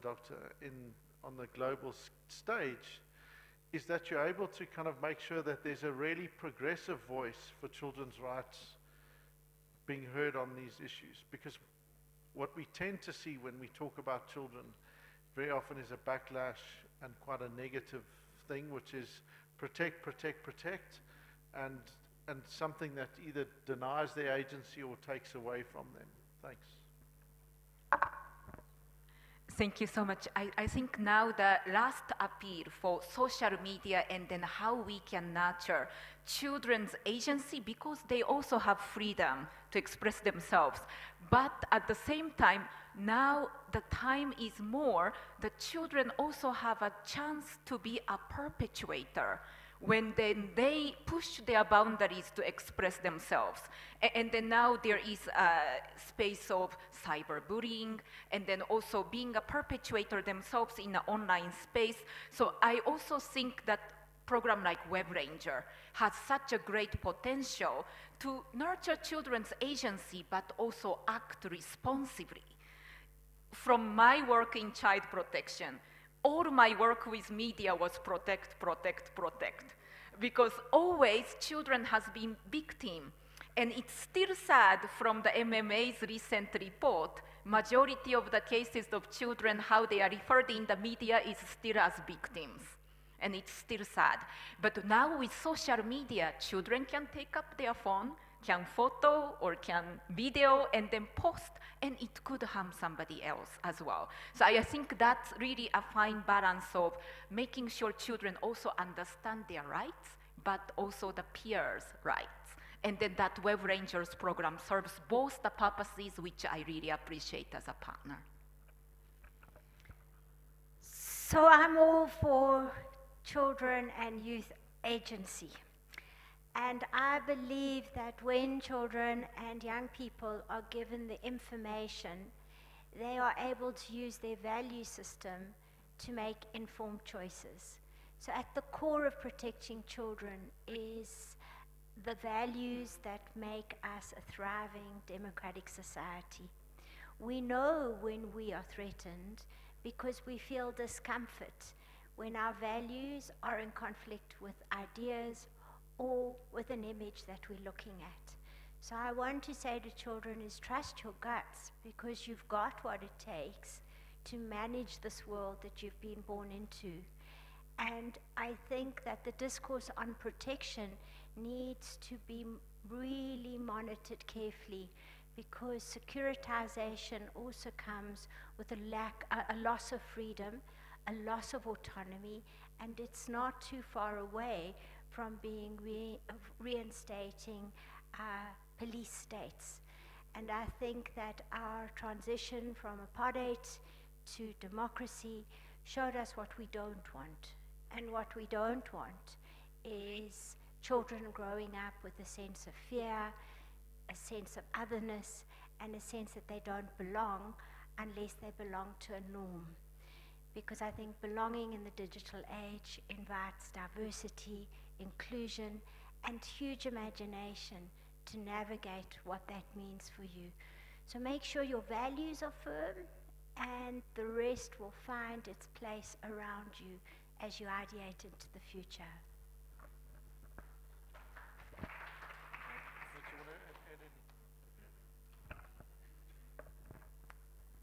So what happens in the case like the boy from Ventersdorp that Dr. Professor Anne pointed out? What happens to him? How do we encourage him? His name is now out there. He's recognizable. He's identifiable. Information is out there. From your perspective, what can be done to encourage them or to help them? What is the next step?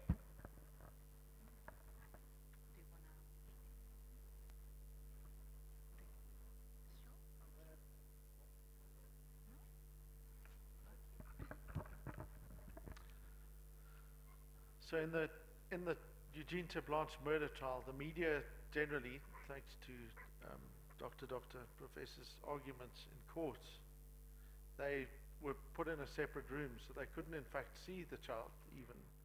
And even when he testified, the cameras were put in such a manner that he couldn't be seen.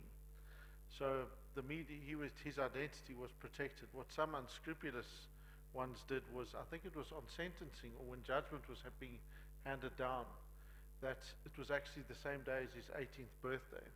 And because he was then no longer a child, some media decided that it was okay to name him. And that was really one of the things that was so infuriating, and that all this time and energy and effort had been spent protecting his identity. Only in the very last instant, just because of that arbitrary day of turning 18, his identity was then suddenly revealed and spread around everywhere.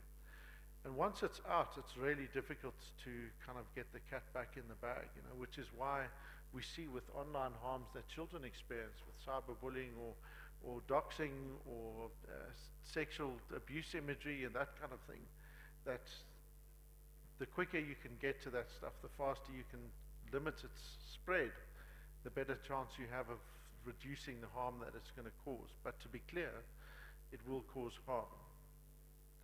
You know, it's just about how you mitigate that.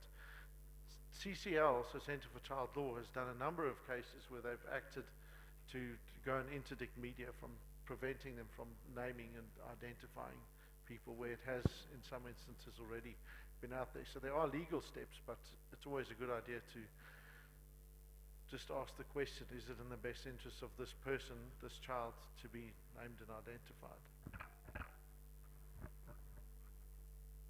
All I can add to what you've said, William, is that I think that the person's choice to move away means that there's a responsibility on all of us to respect their privacy, because that is a choice. Not in the case of South Africa, but we also assisted in several cases where either the perpetrators or the victim's identity unfortunately revealed that is putting that person's life or general living at risk. Sometimes then the child unfortunately needs to move to a different places where the child can be safe.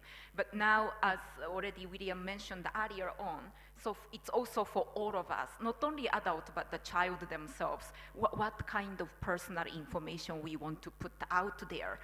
Before, it was about protecting it from village rumors or township rumors within your relatives and then within your school friends. Now it's the entire globe.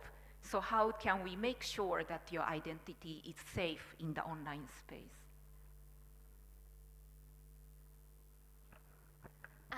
In the career that I'm going into, which is teaching, I've been in the classroom before and children approach you as young as they are. I am training to become a foundation phase teacher, and they already are telling you about all sorts of things that they've seen on social media and all sorts of posts, songs, dances, and all that.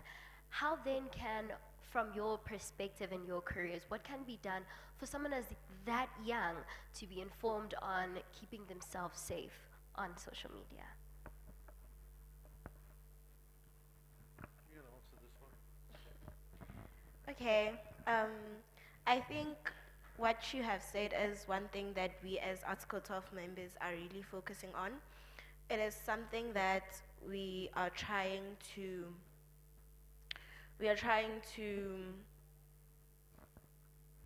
Sorry, I forgot the word.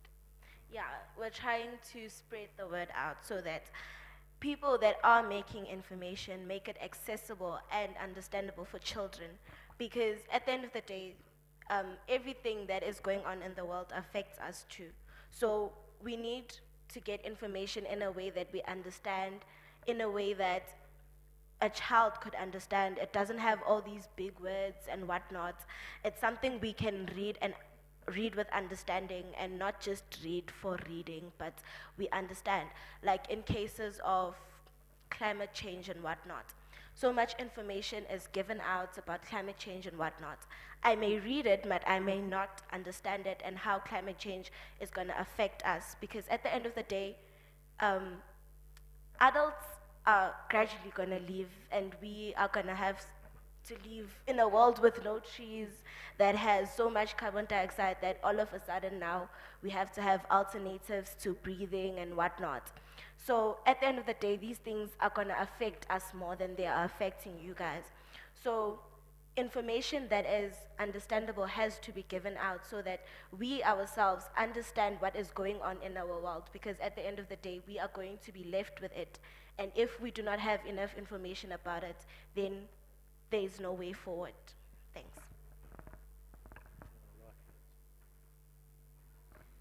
So you're talking about little ones, 6, 7, 8 years old, naughty, cute, I got you.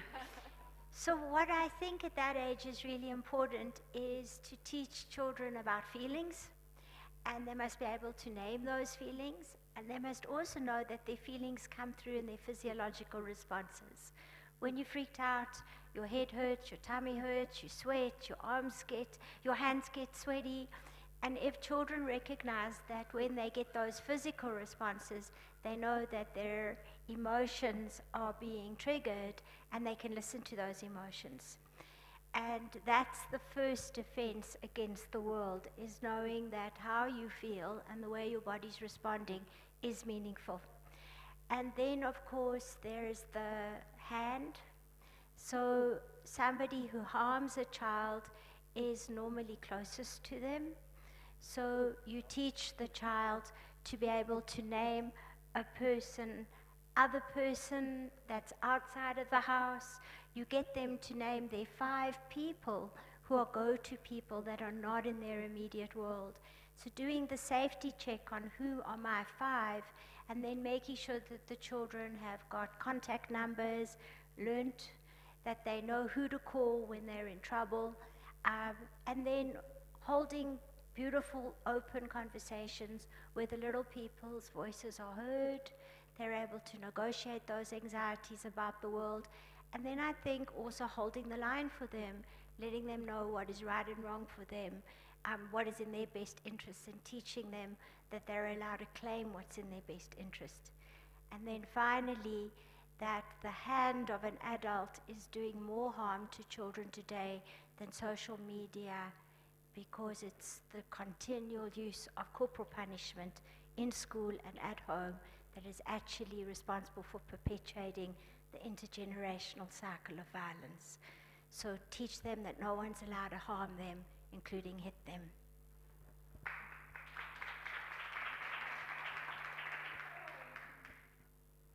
I think I'm gonna build on Dr. Watson's comment in relation to also parental guidance when the children are very young, that these basic safety tips of not sharing your personal information to the stranger, be aware of the stranger, but at the same time, if they are exposed to some of the videos, TikToks, social media, I believe then they are maybe using the parents' phone sometimes, or the tablets they are given at home.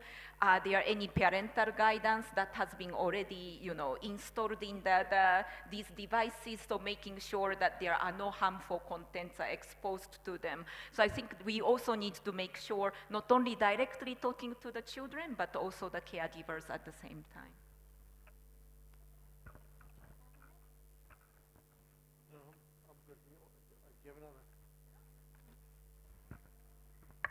I think we can keep talking for hours and hours. I'm going to take one question from the floor because we do need to wrap things up. Does anyone have any question for any of our panelists? Yes. Oh, she says she's just got a comment. You can come on over and share your comment with us. You have a question? A comment. You may share it as well. And one more over there, a question. You guys may come on over as we only have one mic.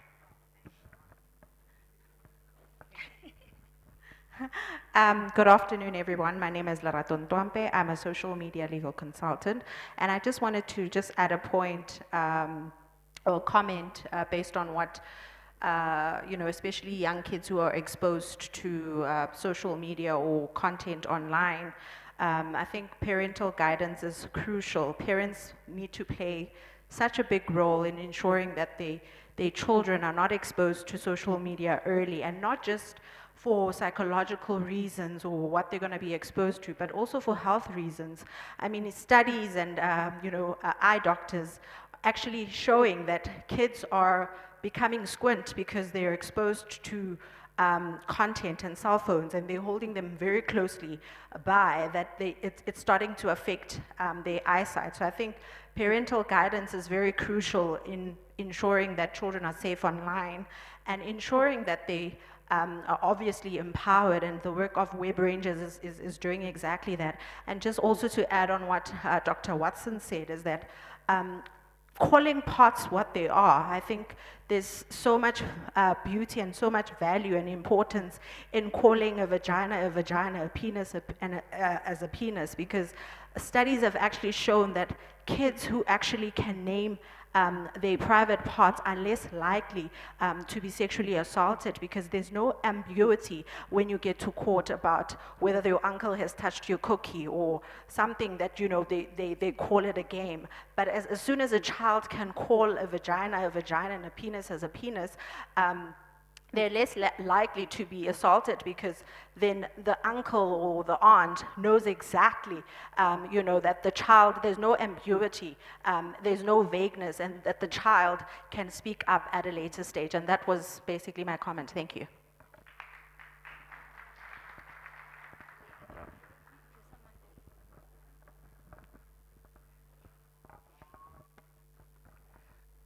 Afternoon, and I would like to add to what William Burt has just said, to say once the identity of a child or a minor has actually been divulged, great damage is already done. But what is also very critical, because I think Dr. Watson and Lerato, they have covered, the young ones. I would like to maybe focus on young people or adolescents. What is also important is that we should also streamline the package of services.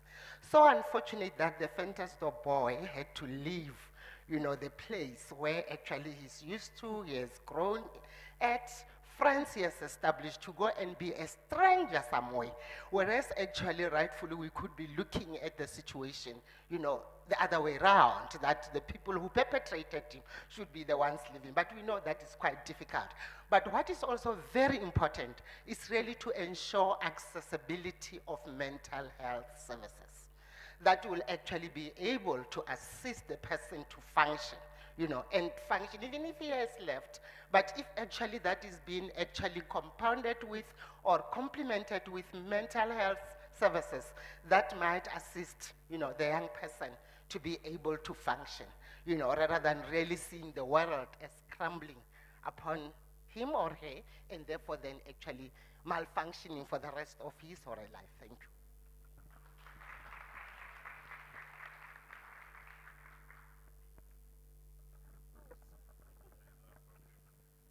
Good afternoon, ladies and gentlemen. My name is Mlamuli Mselegu from Mamelodi, right? I've been on radio for 9 years in a local radio station in Mamelodi. Started off as a grade 9 learner under Children's Radio Foundation, CRF. So I have a plea here basically of if we can take this information that we're feeding the kids of this community into local areas, because such information we do not get that side, and children that side do not know what to share and what not to share on social media. Like for me, for instance, I'm a 25-year-old. I didn't know that a school badge can be personal detail on social media, we understand, because such information is not fed to children in local areas. So that's the kind of plea that I have. And we as Youth Dialogue, we actually advocate for things like this, but then we have so much information that we cannot share to everybody in the local areas that side, you understand? So thank you. It has truly been quite the insightful day. I'm going to hand over to Mr. William, but from me, thank you so much for being such an interactive crowd. I truly enjoyed such a full circle moment, and celebrating with you has been an absolute honor. Thank you.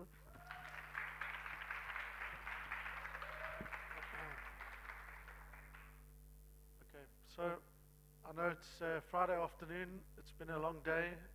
I want to just thank our fabulous facilitator, Joy.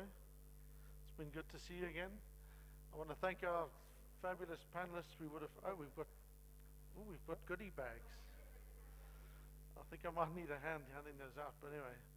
And our web rangers who've been an inspiration. Thank you for being with us for the day, many of you, for the afternoon, the rest of you. To our friends and partners who've joined us today, thank you. We really appreciate you being with us. Your input and support keeps us going. Doctor, Professor, we are just so thrilled that you gave up your afternoon to be with us, spent time with us and gave us those lovely insights. Thank you for your commitment to pursuing and continuing to pursue a child rights agenda. It really is, it's one of the things that we look on as South Africa that makes us great, beyond just the Springboks and a few other bits and pieces, and the web rangers. Thank you very much for all that you do. We look forward to growing and deepening our partnerships with many of you. I'm now going to hand out these bags. Before I do that though, these things take a huge amount of work, so I know the web rangers have already thanked them, but my fabulous team for making today happen, especially as I wasn't even here. Thank you. Thanks for all the work. There's Christy, I see you there too. Thank you to our earlier speakers, I think. Okay, I think that's it. We're done. We're going to hand and shake hands now and take pictures. Good, it's handshaking, picture taking, so the rest of you can stand up. Thank you very much.